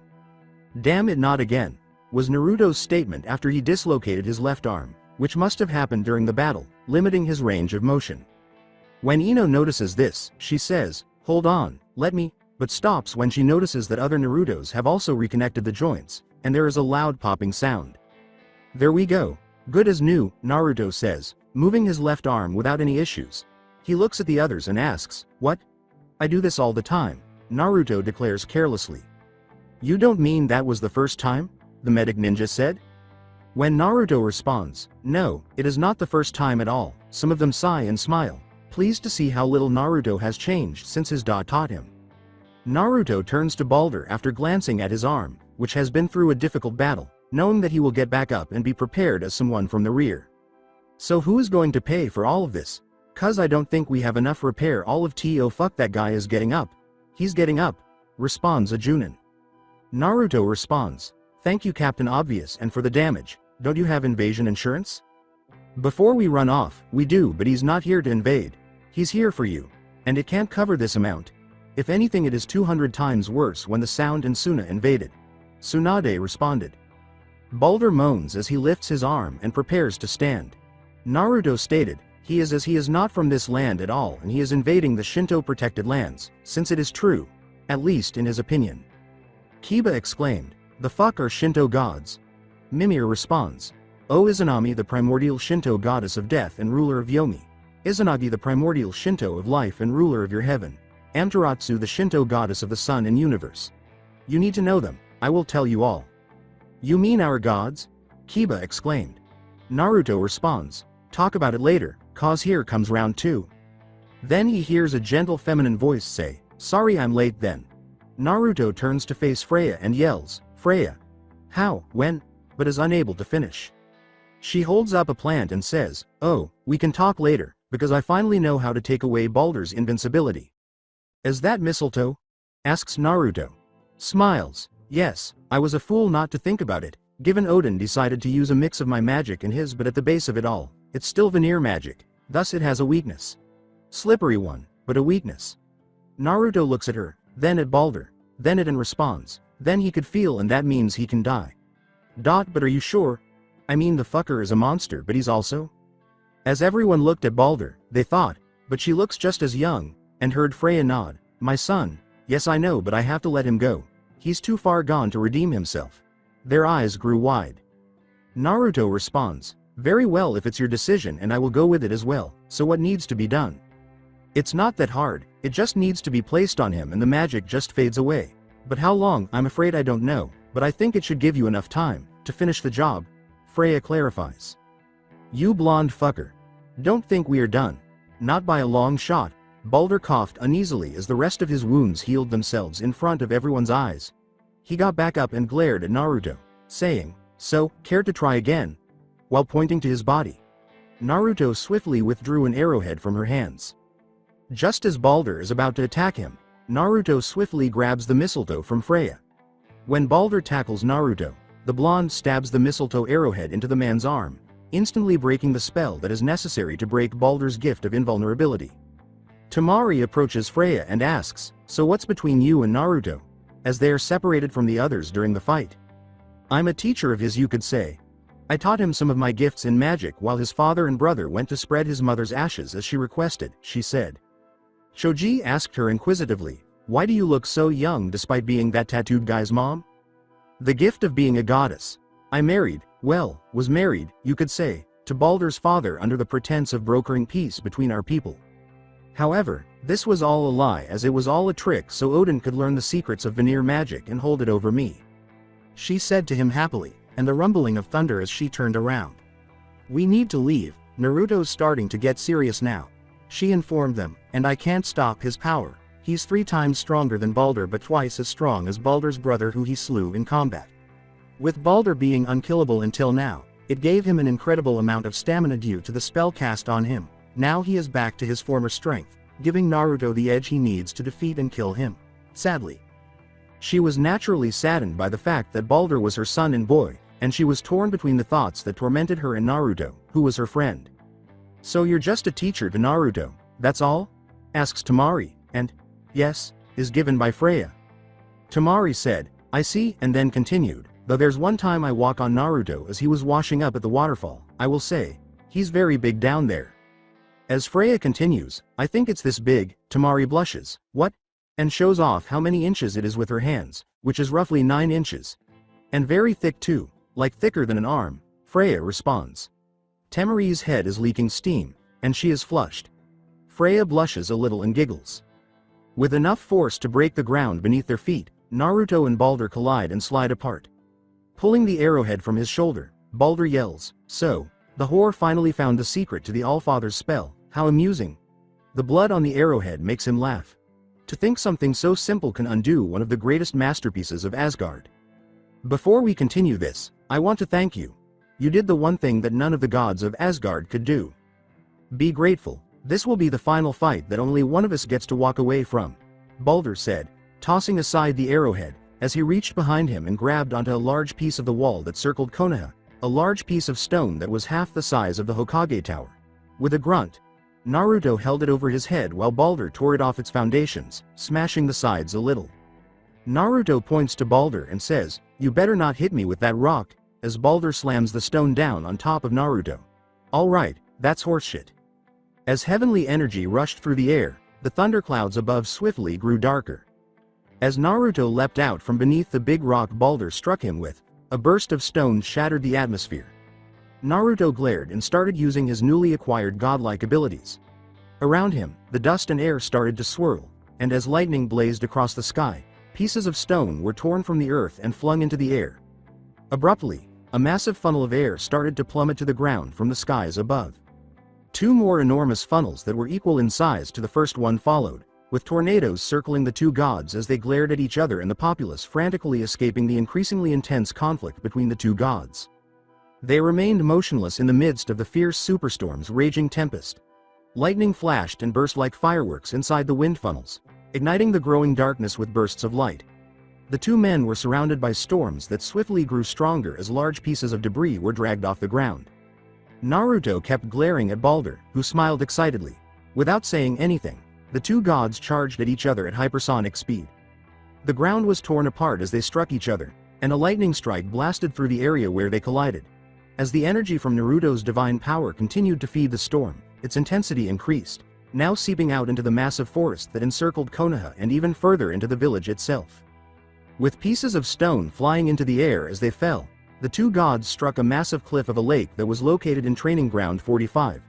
However, a portion of the cyclone tore them apart and threw them deeper into the forest. The two gods grunted, landed side by side, and glared, but halted when they were obscured by a shadow. They rolled quickly out of the way to avoid being impaled by the enormous earthen spires that were falling toward them as they looked in the direction of the shadow. A lightning strike split the sky as Naruto leapt to his feet, slammed into Balder's abdomen, and crushed him to the ground. Balder smiled at Naruto as he rolled onto his feet and over his back. As Naruto leaps forward and thunder crashes once more, Balder leaps to his left, grabs a tree, spins around it, and then slams his feet into Naruto's face, sending him flying back. As he and Naruto disappeared into one of the enormous funnels of wind and thunder, Balder managed to make it work despite the tree being uprooted. As the two gods exit the funnel and fly back to the Hokage Monument's cliff, snow begins to fall as the thunderstorm subsides and the weather attempts to balance itself out. Before Balder pushes him off and grabs him by his braid, he slams him headfirst into the wall and drags him across the stone surface before Naruto grabs his arm and pulls. After tearing off the stone wall and repeatedly colliding with it, Naruto throws Balder to the ground, where he is battered and covered in blood. Naruto and Balder land in front of him and draw a fist back, but as he blocks the hook, Naruto slugs the god of light across the face, causing only a shockwave. As he realizes he's in a hold, Naruto stuns him, allowing him to put his arm around Balder's neck and pull him out of the wave of dizziness. He stares into space, ready to do whatever needs to be done with Balder, but he fails to grab Naruto's face to escape, saying, "The cycle ends here. We will be the gods we choose to be. Who you are, is not who I will be." Catch! Naruto twists Balder's neck until it breaks, releasing him from his hold and letting the dead body drop to the ground. Naruto is triumphant, standing tall, covered in blood, and adorned with innumerable bruises. After telling himself, "I'm going to be so sore tomorrow, but it's finally over," Naruto picks up the head and asks, "Now what to do with this?" before returning to the others. Nightfall. Sometime later. And whose fault is it? To fight another god without being fully adept with their power?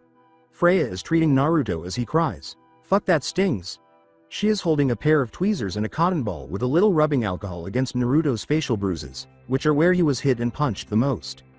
There are no buildings left standing, so Naruto said, "Hey, don't blame me. Blame the idiot that came out of nowhere," while his weapons were hanging up in a tent. Sunade then enters and is about to speak when Naruto interrupts, saying, "Go talk to them with him if you have to. That man has a silver tongue at times. Don't talk to me as he was the one who invaded the damn village, so I am not the one you have to talk to, that would be Mimir." He exclaims, "Wow. Why ain't you using magic to heal me?" as Freya puts the cotton ball on one of the bruises. "Well, thinking of this as punishment, not just for getting beat up, but also for leaving without saying anything, it made me worry to death," Freya replied. "Fine, also how is Hela?" asks Naruto. "You mean your crazy girl?" "She's alright in a way," Freya responds. "She is trapped in Helheim with only the dead and no one she can have a true conversation with. So I am not surprised that she is a little crazy," said Naruto. Freya tells him, "Well no, given that she is free and hellbent on finding you." As Naruto stated, "I am talking about before she was freed, Freya." Freya responded, "Right. So what now?" inquires Naruto. "We prepare," said Freya. Naruto looks at her for a moment, intrigued by what she says. The goddess said, "War. Advent. Completed. Blaze is consuming one of his burgers. Blaze. Do you know where Advent is located, by the way?" "Advent. I haven't seen him. Shocks him, no blaze. Next to the still roaring campfire is where I last saw him before we left him unconscious. Advent. Shrugs. I wouldn't worry about it, he's probably still there. Blaze. This is dealt, indeed. Naruto says, wait, war?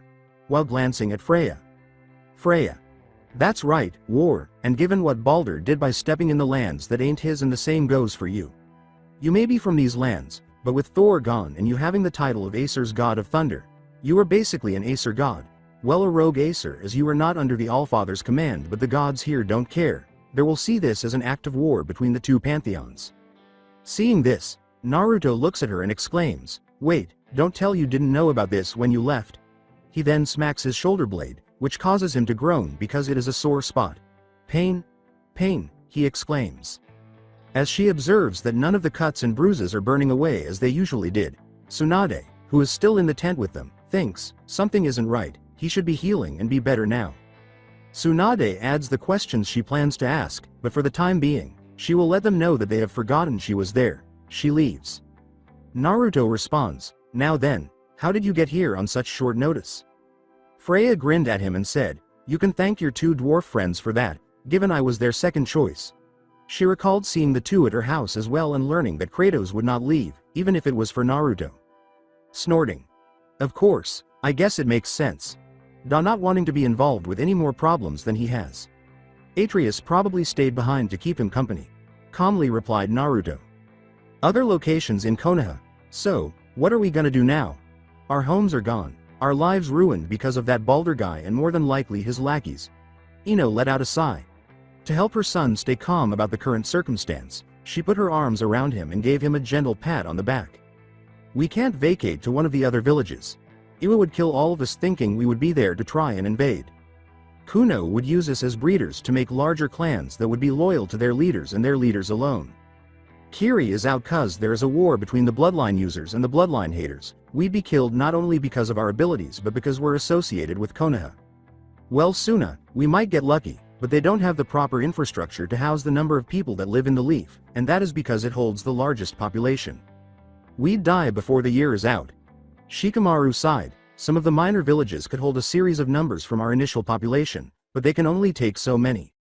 Our village alone has the combined number of 6 minor villages for just our civilian population, 6, and the total for ninjas is triple that number. We'll bring the entire continent to ruin if we try to evenly spread. He slows as he notices a short person walking by while carrying rubble. Or people. He looks and asks, hey, who are you? But the person in question just walks off, ignoring him. Everyone starts to notice them at that point, and they continue to appear in greater numbers. Who are these guys? And why do they look like these two? Kiba asks, shaking his head. Sindri, who is beside Kiba while he eats an apple, remarked, oh, that's because they're our people, the dwarves. Wait, I thought you guys are good at only smithing? Replied Tenten. Sindri giggles. Ha ha ha ha, us dwarves are good at anything that comes to making things. We can build anything from practically the most basic of things. I remember I once made a giant toad statue with little to nothing except a copper nail and a fish egg. He smiled. It was odd. Anyway, they're just rebuilding the whole village for compensation. We felt kinda bad for what Baldur did, so we sent word to some of our friends and now here we are. Cinder replied. Even your brother? Tenten asks. Brock? No, he's in fact checking out your weaponry. I will be honest, they could use a bit more work, more so the ones of that shop we found. Cinder responds. My shop? I forgot about it, exclaims Tenten. Oh, so that was your workshop? Yay, it was banged up pretty bad. Shame, you had a lot of rare resources we can hardly find where we're from. They're probably common here, but sheesh, the amount of scrap slag we found there was ridiculous. How'd you come by that much of it so easily? Sindri was intrigued. They were a rare collector's set, they're worth so much Ryo, Tenten says, falling to her knees. They all said, oh, because they didn't like the way that sounded. Well, if it makes you feel any better, they're going to become a better weapon, replied Sindri. I think I should go, is Tenten's response, but the red-gloved dwarf simply walks away after a few seconds of observation. As Tenten cries, I put my life savings into that shop, as well as the weapons and tools I've got. But now it is all gone. Lee asks, Tenten, are you okay? In the meantime, members of the same White Eye group are seated by a large fire with a woman who resembles Neji and Hinata in that she has long, dark hair and white eyes. This is Hanabi, the clan's leader, and they are currently discussing what has happened. Why? Well, to determine who is responsible for the village's fate. Hanabi said, so has anyone any clues of what happened to cause all of this, referring to the devastation? Well, from what I gather, they keep mentioning a fight between some gods, whatever that means, was the only response that appeared to be forthcoming. Another person shrugs and concurs, yeah, I heard it too, about a thin man that was covered in tattoos and another with a metal arm rather than flesh. After giving this some more thought, Hanabi asks, do we have a name? And they all shake their heads. Something is going on, but what? Snarls Hanabi.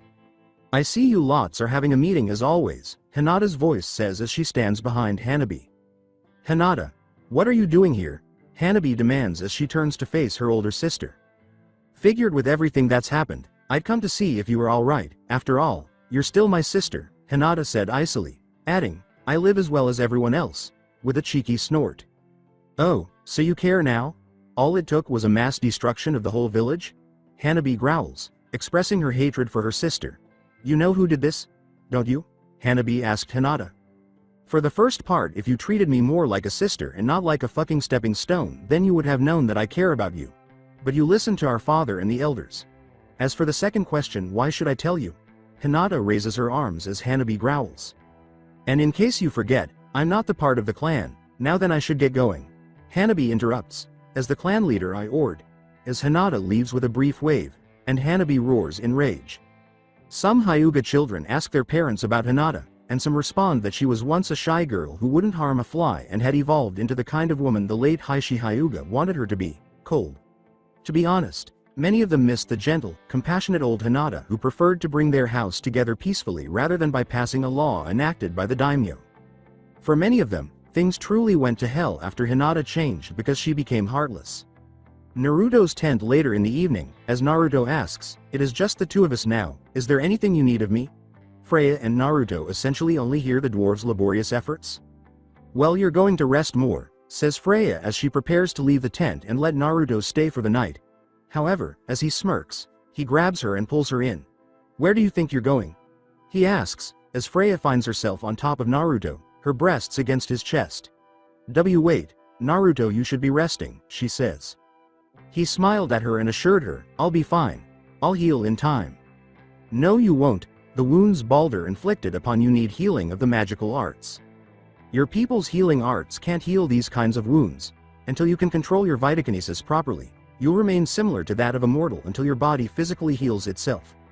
This is why only a god can hurt a god, and why only a god can only be killed by another god. Humans can't hope to hurt us, and this won't be any better if another of Odin's warriors come aft. She is disarmed when a hand reaching upwards kiss her cheek. You talk too much, Naruto remarked while giving her a passionate kiss. As she pulls away a little and blushes, saying, we shouldn't, and after why you and I have a teacher student. Naruto kisses her again, showing no concern. Freya gasps in surprise at Naruto's fluency in the Vanir language as he pulls away and asks, was Habe ik gedden, dik zuverdienen? Freya was unable to control her feelings, so she let them dictate how she behaved and quickly reciprocated his advances. After 2 days. Well, it's about friggin' time.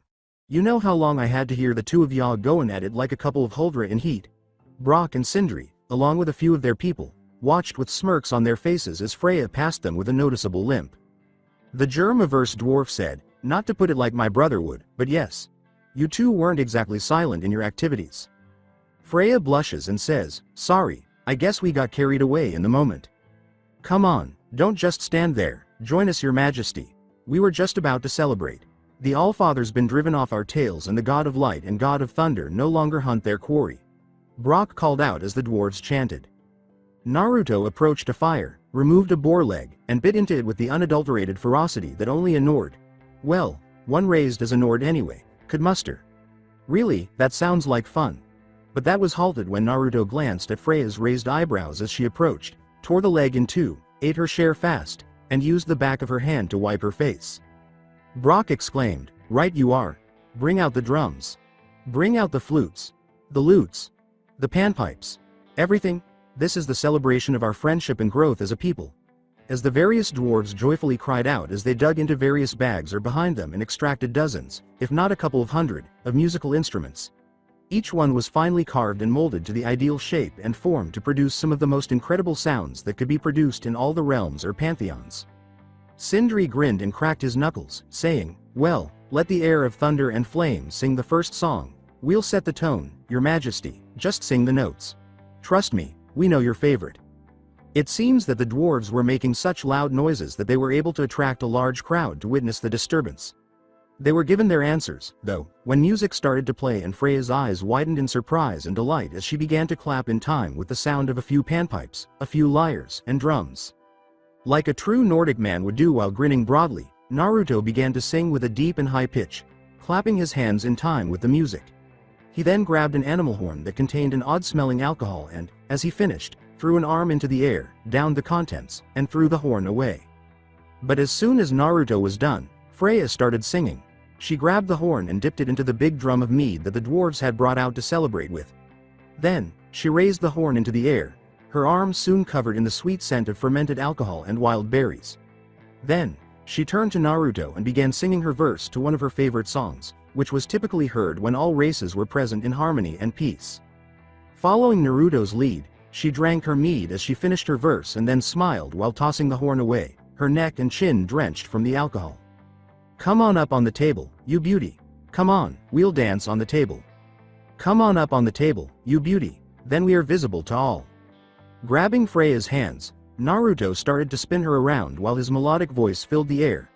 He took her by the hips and forced her to grind against his groin, causing her to raise an eyebrow and slap his hands away, indicating that she was currently playing hard to get. Naruto put his prosthetic arm to his chest as though he had been heartbroken by her actions, but the smirk on his face suggested that he had not, which made a few of the dwarves laugh. "I'll approach you for a kiss. Yes, I do wish for a kiss from you. I'm approaching you for a kiss. I'd like to join you up there." Once more, Freya's voice was what most of the celebrators in attendance would refer to as an angel's voice, or, in Freya's case, a Valkyrie. As she swayed side to side to the music she sang and danced to, she reached up and grasped the sides of her head, spinning around on the balls of her feet with her braided hair flowing smoothly. The blonde smiled as she made a final spin, grabbing Naruto by the chin and bringing him down for a chaste kiss. Sin calls. Additionally, the flesh is feeble. This is how it will always be. It's a young night. The devil chuckles as well. Let's pour ourselves a drink, please. Then, as the pitch of the instruments changed and accelerated, the two gods sang and danced in the ruins. A number of dwarves, both male and female, who had nothing on their bodies, got up and joined the two in dancing to the Celtic song from Vanaheim, their arms joining together as they skipped in circles and kicked out their legs in time with the music. "And afterwards, lovely, join me in bed. To prevent me from freezing like this, share the bed with me. And afterwards, lovely, join me in bed, you won't lose anything." Naruto halted his dancing with Freya, twirled her around, and held her in an embrace with her back to him, but her eyes were on him, and he swayed back and forth with her. Freya, however, was fast and swerved out of his hold, turning to face her lover and pressing a finger to his chest while jabbing at the blonde's pectoral. "However, only if you don't kiss anyone else today. If you are faithful to me, you won't get another kiss. However, only if you don't kiss anyone else today. If not, you most likely sleep by yourself." Freya grinned and shook her head before turning around and leaving with a sway to her feminine hips. She simply gave Naruto a seductive wink before turning back to face him, which made several of the dwarves start laughing. The celebration only grew in intensity as the song's amusing banter increased. A Nord's favorite things are sex and mead. They ought to write a song about that, huh? Sin calls. Additionally, the flesh is feeble. This is how it will always be. It's a young night.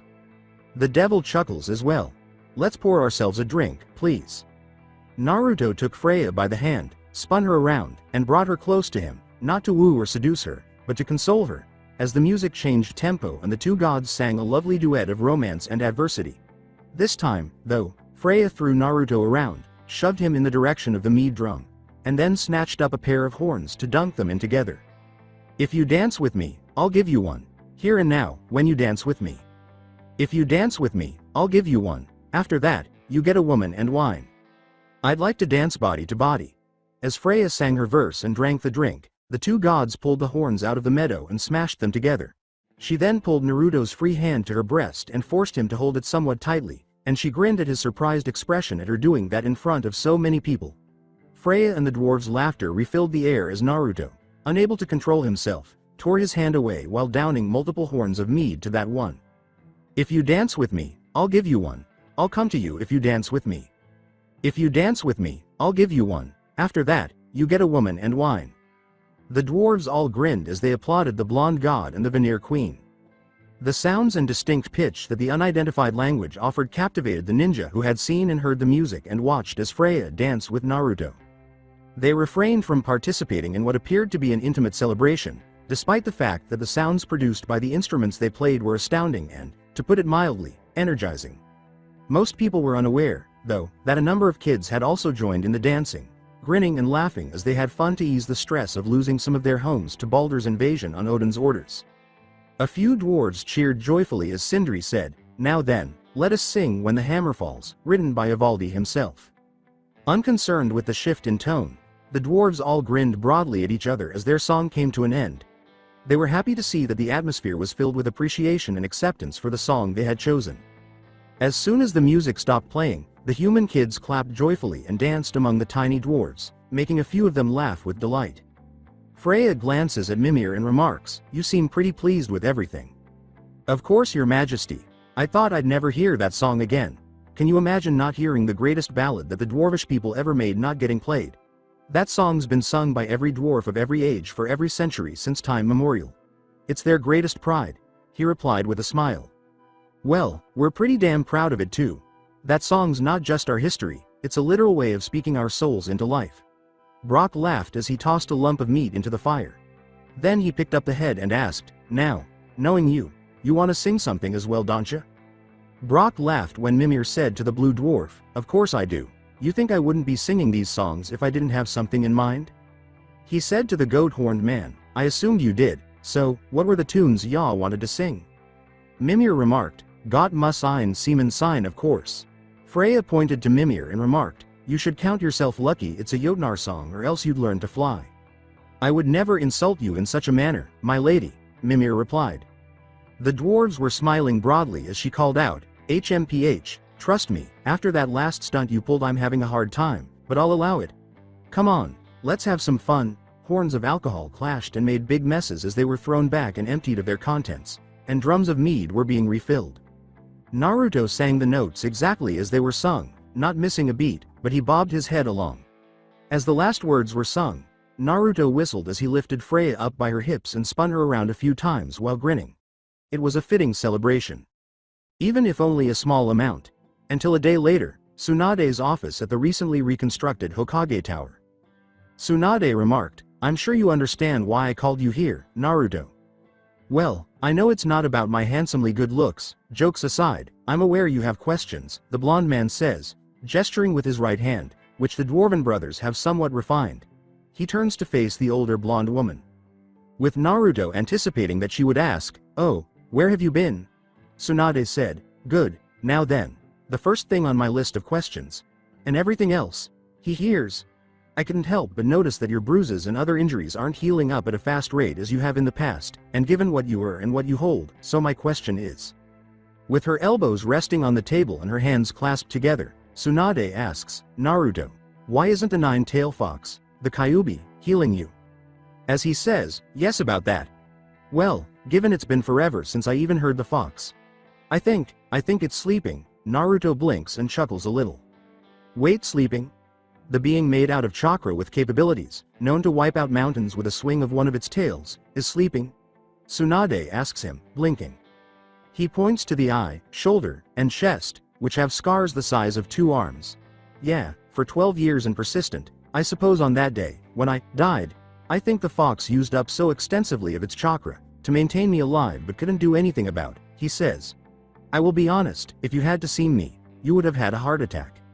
Sunade replied, "I guess, so when do you think the nine-tail will wake up? Or is the intention to wake up the more reasonable question?" "Don't know, don't care since the fox and I ain't pals and I like the serenity that I have in my mind," replied Naruto. "So is that the only questions you have, or is there more?" "There are additionally, but some of them are explanations I have already acquired from the others, so there are fewer, such as, what are you now? After giving it some thought, Naruto replied, I know I was born human, but since fighting and killing Thor, god of thunder, I'm pretty much a god now. I think I'm not really sure.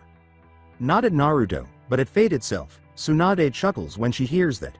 A god? That's something. If sensei saw you now, he would have flipped. Naruto said, oh, he will, and nodded. Sunade asks, so what are your plans? Are you going to stay? When Sunade asks him that, Naruto turns to face her and prepares to respond. The past 2 months have been serene, quiet, and even calm. At the moment, Naruto was perched on top of the Hokage monument. He gazed over the nearly entirely restored village, which had more than doubled in size as a result of the dwarfs enlarging its boundaries. Although the village had only been partially restored from the Nine Tails attack almost 30 years prior, the expansion was still welcome. He frowned as he surveyed the destroyed areas of the village, where he had once lived, and recalled how Balder had appeared and challenged him to fight. Naruto could confirm that although he was strong, the god of light was not nearly as strong as his brother, the man who cursed him to live forever. Thor. Naruto was certain that if one of the gods could locate him, then there's no reason why others wouldn't come here to look for him. He was aware that he would have to tell Brock, his fellow dwarfs, Sunade, and the village's chief ninja that Freya was coming. Her magic and skills were unparalleled in the pantheon, and only the most powerful of the gods could hope to match her in wit, manner, and charm. He didn't like the thought, but he had to move around to avoid being noticed by Odin and his kind. Unfortunately, killing Balder and having Freya revive his head, which was currently gagged, would not keep him hidden, as Balder was like a beacon, his divine energy unique in that it could be sensed from a great distance, just as Thor was before his death, and even now. Both Thor and Balder had given him their own abilities to control the elements, but Thor had actually pushed his own dying soul into Naruto's body, causing his life essence and everything to force immortality upon him as he attempted to reincarnate into the Jinchuriki. However, this attempt was unsuccessful because the seal swiftly absorbed the divine energy, dispersed it throughout his body, and removed Thor's conscience from the world. He was warned by footsteps behind him that someone was approaching, and he said, without moving, if you are here to kill me, get in line. Apparently a major portion of the village wants to end me. I mean, if that's what you want, I would oblige, but do you really want to die in such a lowly fashion for someone as yourself? An unidentified individual responded. A deity? Nordic, but unwilling to engage in combat. Interesting.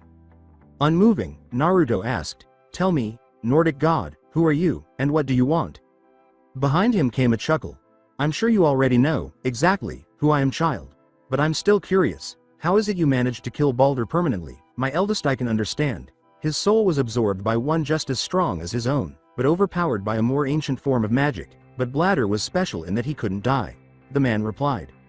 He only needs to identify Thor and Balder as his sons for Naruto to realize who he was up against. A god much more powerful than both Thor and Balder combined could never defeat him at his strongest. In fact, even with Magni and Modi by his side, they could hardly hope to defeat him. Tyr might have a chance because he was more powerful than any other god, but he knew he couldn't compete with him. Without turning, Naruto said, Odin, I must say, it's not a pleasure to meet you. If you wish to avenge your sons, you won't get a better chance than now. I can smell the spear with you. Please, if I wished you dead, all I need to do is summon up the full power of the Bifrost to rip this realm apart. But that is not why I'm here, is it? Odin said while sitting next to Naruto. The blonde turns to look at Odin, briefly taking in the man's appearance. Odin is depicted as a thin, middle-aged man with pale skin, white-gray hair, and a beard. His left eye is azure blue, and because he was sacrificed, he has an eye patch on his right eye. He typically dons a Nordic cold hat and a light blue shirt and brown pants, and he always has a big brown jacket with him that he uses as a cape. Tell me, how is godhood treating you? I would assume excellent, seeing as your wounds have already recovered even with it only being a couple weeks since you killed my son, and said about the Fimbulwinter centuries before it was meant to happen. He said as he looked over the town.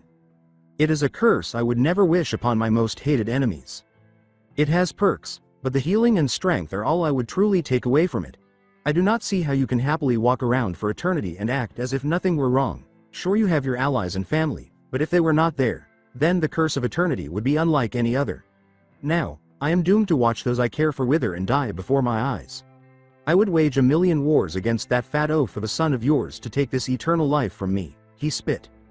All that blood on your hands, on your brother's hands? Odin asked sarcastically, letting out a sigh. You don't really want war, do you, Naruto? He asked. If you dare challenge me with war, I will respond in kind. I care not for the whims of gods. I respect them, but I care not for them, Naruto replied. Odin questioned him, and yet, you yourself are a god, are you not? I am an unwilling immortal, forced to take the burden of immortality against my will, and now that I have been given this curse, I will do everything to get rid of it, replied Naruto. Laughed, what do you think you know of godhood? In your short lifetime as a god, has anyone ever worshipped you? Ever prayed to you? Can you even imagine that kind of love? No, you don't care, just like that selfish father of yours who took you in. You don't care about anything beyond yourself. Beyond the monster who kills without cause, cried Odin. I do care, I just don't care for the gods who take pleasure in making those of the earth have a hard life, taking everything they love and care for granted and treating everything like it is some form of game. Naruto was being serious. Odin stood up and turned around. I will give you this much, child of prophecy, you have a heart like your father does, but when you die, it will be by my hands, and your death will not be swift. For each time you are killed by means of which I choose, I will revive you, day and night, and you will beg for it to end, and when I feel satisfied, only then will I give you death, he growled. Death can have me, Naruto said solemnly, turning to face Odin at last. When it earns me. He concluded, before giving the old god an order. You have spoken your piece, now leave me. Well, I guess I can do that, but before I do, can I speak with you as a neutral party and not a potential enemy? Asked Odin. Naruto said, speak, I know you will regardless. Brother, don't listen to him, if he says the snow is white, he's lying, Mimir barked. I'll have words with you in a moment, Mimir. Odin stated before clearing his throat, everyone's got me all wrong. You think war drives me? Or power? Wealth? Nah. Never have. Know what drives me? What I really want? I want answers. Same as you. See, mortals have it easy. When they push up against life's big questions, they can look to us to give them meaning. Divine comfort. We both know that's a sham. But when we have questions, why are we here? To give meaning to mortals while living without it ourselves? No, we're more than that, he told Naruto. And what is that? Inquired Naruto. Brother, don't listen to him, don't even bother speaking, he's bad news, Mimir replied. Masters of our own fate. Me, the kings of the gods, you the child of prophecy meant to save or destroy all realms. I know who you are, and I just wish to help you define your own fate, he said as he extended his hand to Naruto. All you have to do is come to Asgard. I can help give you your answers, but you gotta be willing to help me with my own, he said. I will sooner die than trust an Acer with my questions and knowledge. Naruto replied, I will not go to Asgard, but I will not fight you or your ilk unless provoked into battle, he said. Before he got up and left, Odin nodded and said, okay, if that's what you want, but know that my door will always be open to you. And Mimir, I will return your head to its body and resurrect you to continue your punishment, if you weren't already dead and attached to the boy's hip. Be glad that this is the case and not the other way around. He finished by saying, you need only call and I'll send Hugin or Moonin to fetch you. A few moments later, Freya changed into her human form and materialized as a falcon. She asked, where is he? Where did he go? With her bow ready. He told his lover, calm yourself, he is long gone now. Please tell me he didn't strike a deal with you? That he didn't do anything that could come back to haunt us? She begged. Taking a deep breath, Mimir informed her, he tried, but Naruto declined everything, including the offer of coming to Asgard. Don't listen to anything Odin offers or requests, he will kill you if it means he can survive another day. I don't know what I'd do if you were killed. He gave her a gentle embrace and said, believe me, I am not leaving for a long time, and as I told your former husband, death can have me, when it earns me. The two spent the night making love after Freya showed him to the tiny house the dwarves had constructed for the blonde.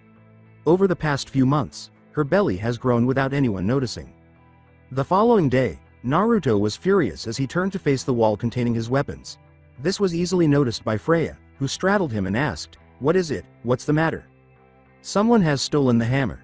Whoever has it, didn't even need the gauntlets or the belt to do the deed, and they did it while we were asleep, she was told.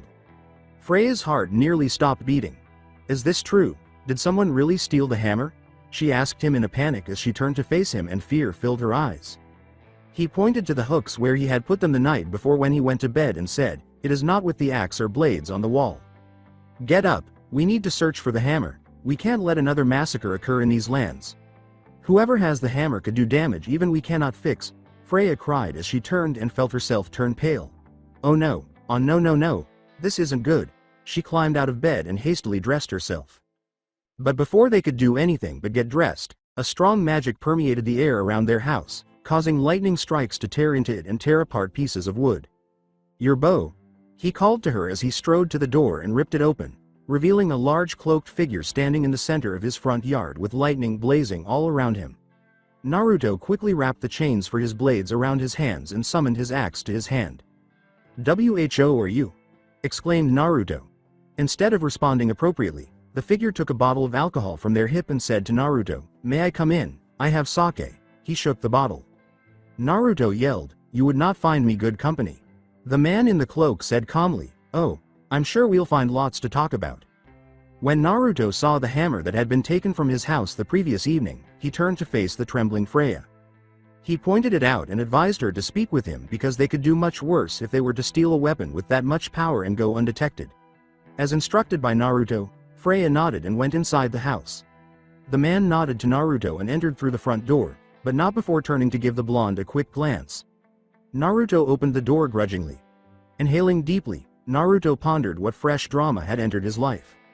This mysterious stranger would lose this battle if there was one. As the god entered and surveyed the vast manse and all of its ornamentation, Naruto had opened the door. It appeared cozy and inviting. As he suppressed his rage and repressed his facial expressions, he thought that Naruto did not deserve it. He praised Naruto's home, which the dwarves had constructed for him, saying, "Nice place." As the god sat down, Naruto merely nodded and aimed his axe at a table and an empty chair before closing the door. The immortal grinned and said, "Thanks for the gift, never received one so well made before. Excellent smithing practices never made one so refined and in tune with my abilities." The god then took the hammer from his belt and set it on the table, causing the house to tremble. "It was never a gift, so I know not who handed my hammer to you, but I would be grateful for it to be returned. It does not belong to you." Naruto mimicked the gestures as he gently placed Jarngraper on the table, causing the table to tremble. The god saw the odd markings all over the metal and felt the heat emanating from the blade. It had characteristics similar to his new hammer that he had obtained, and he was certain that it was the same one that had murdered that idiot Balder and his oaf of a brother. He had never seen those markings before. They were ancient and ancient. Strange thoughts were racing through Naruto's mind about this stranger and how he managed to lift the powerful Mjolnir without the gauntlet he wore. Although he was aware of his divinity, he knew nothing more about the man than that he shared Thor's ability to channel lightning before his death. He did, however, question how it would stack up against Jarngraper. Freya nervously approached with 2 cups a few seconds later and set them on the table. After giving a grateful nod, the man held his cup and took a sip of sake before generously pouring it for Naruto and himself. After putting down the cup, the god closed his eyes and savored the taste, saying to himself in a low voice, "I have not had a real sip in years. It's amazing stuff." Naruto was too busy to play games. He asked him, "Why are you here?" The figure sighed and took a deep breath before shrugging and telling Naruto, "Just, being polite." As he dipped his finger in the sake and rubbed them across Mjolnir, he placed the cup on the table and pointed to the blonde. "You seem like a calm and reasonable person." "Are you a calm and reasonable person?" he asked, before placing his hand across the hammer's head. Naruto's eyes narrowed. He said to the god, "If the moment calls for calm." The god nodded and grinned, telling Naruto, "I'd say the moment calls for calm, yay." "Who are you?" Naruto asked, lifting his head. "I'm Susano, the god of the sea, storms, fields, the harvest, marriage, love among other titles. And you are Naruto Uzumaki, the child of prophecy turned god of war, thunder, lightning, storms, strength, oak trees, charged with the protection of mankind, and also hallowing and fertility. Quite the sum of domains you have," he said to Naruto. "What do you want?" called Naruto. Susano grinned. "I came here to talk to you, to get the measure of you. I am not sure if I am impressed." Naruto snorted and said to Susano, "I don't give a damn whether or not I impress you." Susano grinned once more. "Why? I believe that you should impress me. After all, I am trying to wonder why my sister gave up so much for you. What makes you so special when she had the fates craft your destiny among the heavens? No more games. Tell me, why the fuck are you here, really?" said Naruto, motionless. Susano's grin vanished. "I am a god, you half-breed mongrel. I live with the knowledge of who and what I am, but you don't even know what you are. If anyone needs to ask questions, it'd be you. The blonde replied with seriousness. A knock on Naruto's door before he could ask any more questions was the result of an incredibly strong presence entering the group of deities' senses. Ancient, male, and incredibly strong. Naruto slowly nodded his head in Freya's direction. With trepidation, the goddess approached the door and opened it to find an elderly man standing there. He appeared indifferent and had his arms folded across his chest. The man looks like an elderly, white-haired, muscular man. In comparison to Naruto, who is already exceptionally tall at 6 feet 8 inches, he appears to be well over 7 feet tall and has pure white eyes. He is dressed in silk, wearing white robes with golden arm guards and armored pauldrons with a golden side guard. As if gliding across his home's floor, the man enters. He turns to face Naruto and says, "You know who I am." He says in a low voice, "Back before your alleged death and all this chaos came to these lands, there were some misunderstandings between you and your rival, I would assume." He said earnestly, "Regrettable ones." He then said, "But I think we all have a better idea of who we're dealing with now." He nodded. "Now, onto the reason we are here. We want no quarrel with you, God of Thunder, but you need to fulfill your destiny here, and that means you cannot have such artifacts like my son's new hammer in these lands. It's not for the likes of mortals or mortals turned gods." The man replied. "So, it was you who stole Mjolnir while I slept. It shouldn't be possible for him to lift, much less hold, as it requires certain items to be wielded." Naruto sighed. "I will have my hammer back before this night is over," he said with honesty. The old man nodded and said, "If you fight and kill gods who attack you, those who are not of this pantheon, then I can say it's self-defense. But, if you kill him, then that's not something we can take lightly. When you have something that does not belong to you, it is stealing. You let me know if you would not fight and kill someone who stole your stuff if they came from a different pantheon. I would assume you'd kill them without hesitation. I am merely saying the same thing, but if he simply returns my hammer then we have no quarrel," Naruto stated to the elderly deity. "Can't do that, it belongs to Susano, and Susano works for me. You follow me?" the god asked, reaching over to take a cup of the sake and swallowing it all at once. "I'm sure those friends of yours can make another if you want one." After lowering the cup, he turned to face Naruto and said, "You have a debt." This confused both Naruto and Freya. He then gestured to Susano and said, "He's no fun anymore, and I think it's time we introduce a little of my vision into this realm." Naruto asked, "What do you want?" "Well, for starters, I know that this lovely lady is Freya of the Vanir. We never had any problems with their kind as they were more along the lines of protectors than anything, so she can stay. The head with you, I could care less, it's not a threat to us. The dwarves that came from the Norse lands, they can remain if they work for my kin and build us weapons of power. You can fulfill your destiny, save this realm, kill Sasuke Uchiha and all those whom actually are required to die, and you can remain here in peace. We will have no problems, it's that easy," he continued. As he got up and walked around the table to stand next to Susano, he asked, "How does this peace term sound for the newly named and esteemed god of thunder? How about we just don't kill each other? Of course it means that the dwarves will be under my command, their craft my own, and anything they make will be used to advance my rule as needed. And then that's it. Then we're square," he said coldly to Naruto. "Shit, I'll even sweeten the deal. I'll wed you to my daughter Amaterasu. I'll give you dominion of Susano as he's been looking to change positions for some time now. You can even marry your sweet Vanir goddess as well if it so pleases you, and you can sire all the children you wish. This can help keep your village, your home, safe," he said, motioning toward the residence. "So that you can come back here and live in peace without any worries," he continued. He said, "That's all you really want, isn't it? So, what do y'all say?" to Naruto. Naruto was aware of his response before he said it. He turned his gaze from the elder god to Susano and got to his feet. He narrowed his eyes and took a small step toward the man, saying, "No," he would never again permit the dwarves to be held as slaves. With a sigh, the old god approached Susano and said, "Don't take all day." He then walked past the man and out the door, where his presence soon disappeared. With an exasperated sigh, Susano lifted a hand and put it on his leg. With a grunt, he rose from his chair and strode away from the table. He moaned in frustration, "Bout time." He snapped his fingers to call Mjolnir to his hand, sending a stream of sparks flying from the hammer.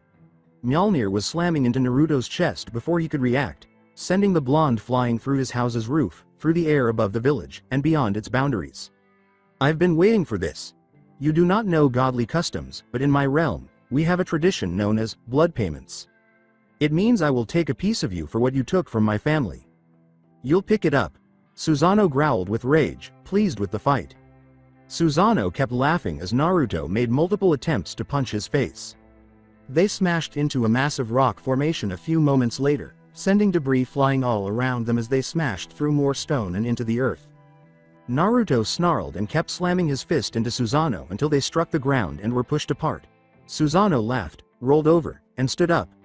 Naruto stood up and held his axe in his hand, the blade glimmering with golden fire, while Susano snapped his fingers and summoned the glowing Mjolnir to his hand, holding the glowing Mjolnir with pride.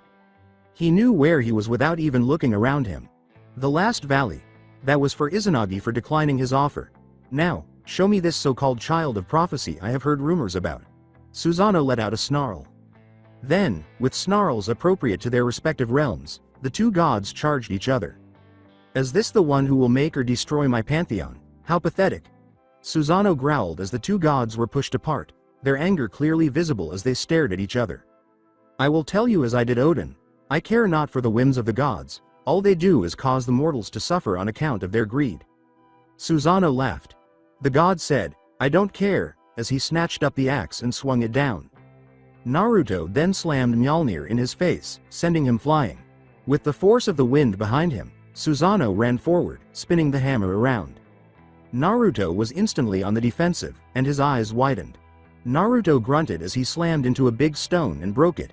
He was glaring at Susano, slamming into him like a cobra and delivering quick, accurate blows with so much venom that all he could do was block, parry, and remain on the defensive. Naruto called upon his shield, causing a burst of energy to shoot out.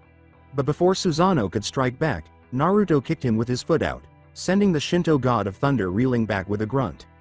Susano growled, What's the matter? Can't fight without your axe? Coward. Naruto remained vigilant and disregarded the taunts. Susano snarled, How are you a god of war? You insult me by holding back like this. Before clapping his hands together and unleashing a blast of energy and lightning that sent Naruto reeling back. He could see fire in his eyes, and his blows grew heavier and faster. He did not dodge, rather, Susano moved swiftly before he could defend himself. Naruto ducked as Susano threw his hammer at him. Then he fired more hammers at his, and the same hammer appeared in his hands. Then, as Susano snapped his fingers, Naruto charged forward. As he moaned, Naruto was pushed back violently into the ground by the hammers, which struck with strong lightning bursts. You insult the memory of Thor by holding back like this. I expected more from you. You spit on his memories. The god growled as Naruto struck the ground again. Susano approached him, lifted him up, and gave him a violent headbutt while he was being lifted with one hand. While Susano was on the ground, Naruto pushed the god back with a headbutt of his own. Susano stopped the blonde's fist as it rushed forward and started punching and kicking him violently. As Naruto pushed Susano back against a stone wall, his shield materialized from his wrist gauntlet. You seem to know much about me, Susano. The storm god grunted, the child of prophecy thing? Yeah. Then you should know what I am capable of, Susano bellowed, why don't you show me? Naruto raised his hand and Jarngraper returned to it as Susano hurried forward, pushing Naruto back. To his surprise, Naruto lowered his blade, which became lodged in his abdomen after being thrust deep into the flesh. As soon as he saw Susano touch his wound and smile, he swiftly withdrew the blade. He grinned gleefully as he examined his blood. Naruto gave him a perplexed look. That bewilderment quickly gave way to joy, though, as he exclaimed, Now, we got ourselves a fight. As he leapt to his feet and slammed a fist into the ground, sending Naruto hurtling away and colliding with a big rock that crumbled beneath his skin. Was hoping to see your blades, but it seems they aren't worth the time, are they? Susano growled deeply. Susano lunged forward like a cobra, launching Naruto into the dirt and surprising him with strong, jagged blows to his face and abdomen. Susano moved quickly, grabbing Naruto by the throat, raising him back up, and slamming him into the ground. As the ground started to burn, Naruto slammed Jarngraper into the ground. Naruto's eyes and Jarngraper both shone brightly. In a fit of wrath and pure bloodlust, he let out a scream. Now Susano watched with interest as his hands burned. Naruto roared to his feet and rushed forward, his fists covered in fire. He threw a series of strong punches into Susano's face, causing the god to slide back. He then leapt up and smashed both fists down, sending a linear shockwave that sent Susano flying backward. Naruto was stomping on the ground when he tore up a big rock and threw it at his adversary, causing him to crash into a wall. "What is this?" Susano asked with a sly smile. "Now we're talking," he exclaimed, clapping with joy. "Now we got ourselves a real fight," he exclaimed. Naruto charged forward, slamming vicious blows into Susano.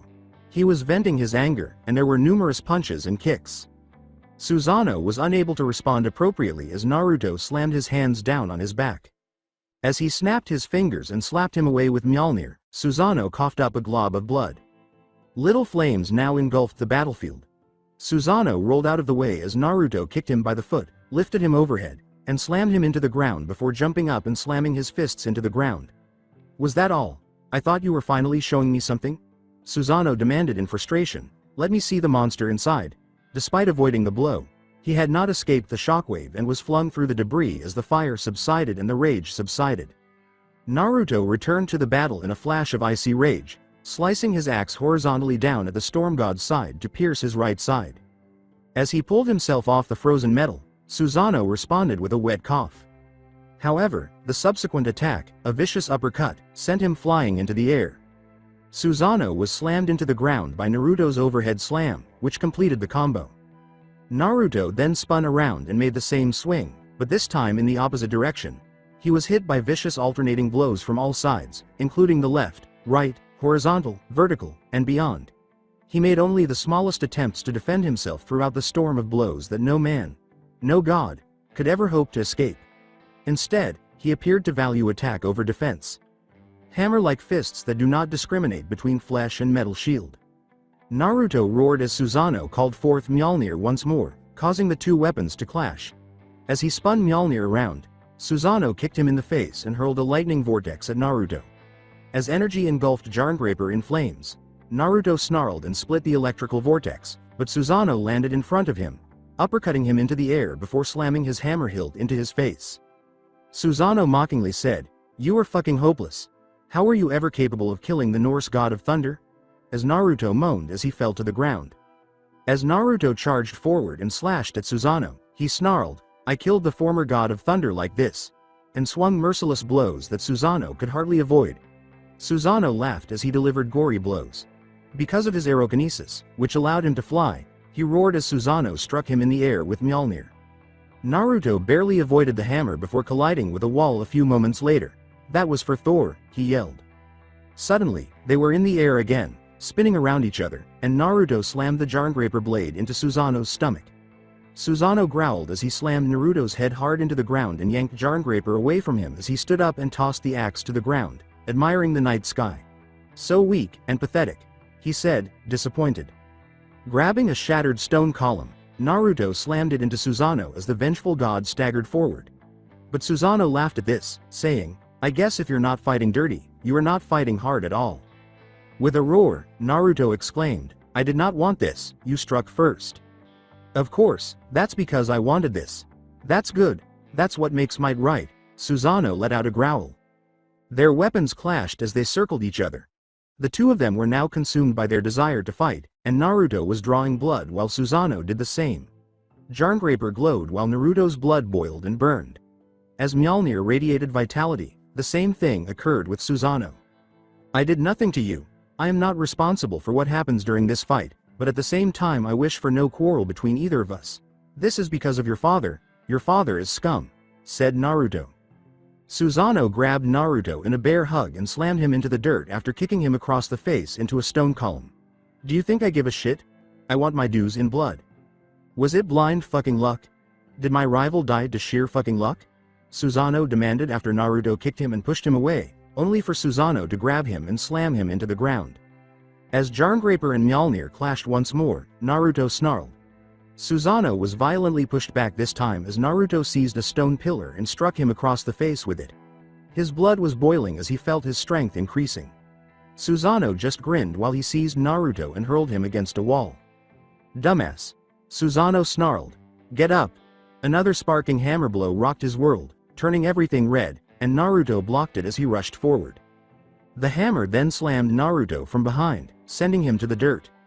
He spit blood and snapped his head back, saying, "I'm not leaving until I see the real you."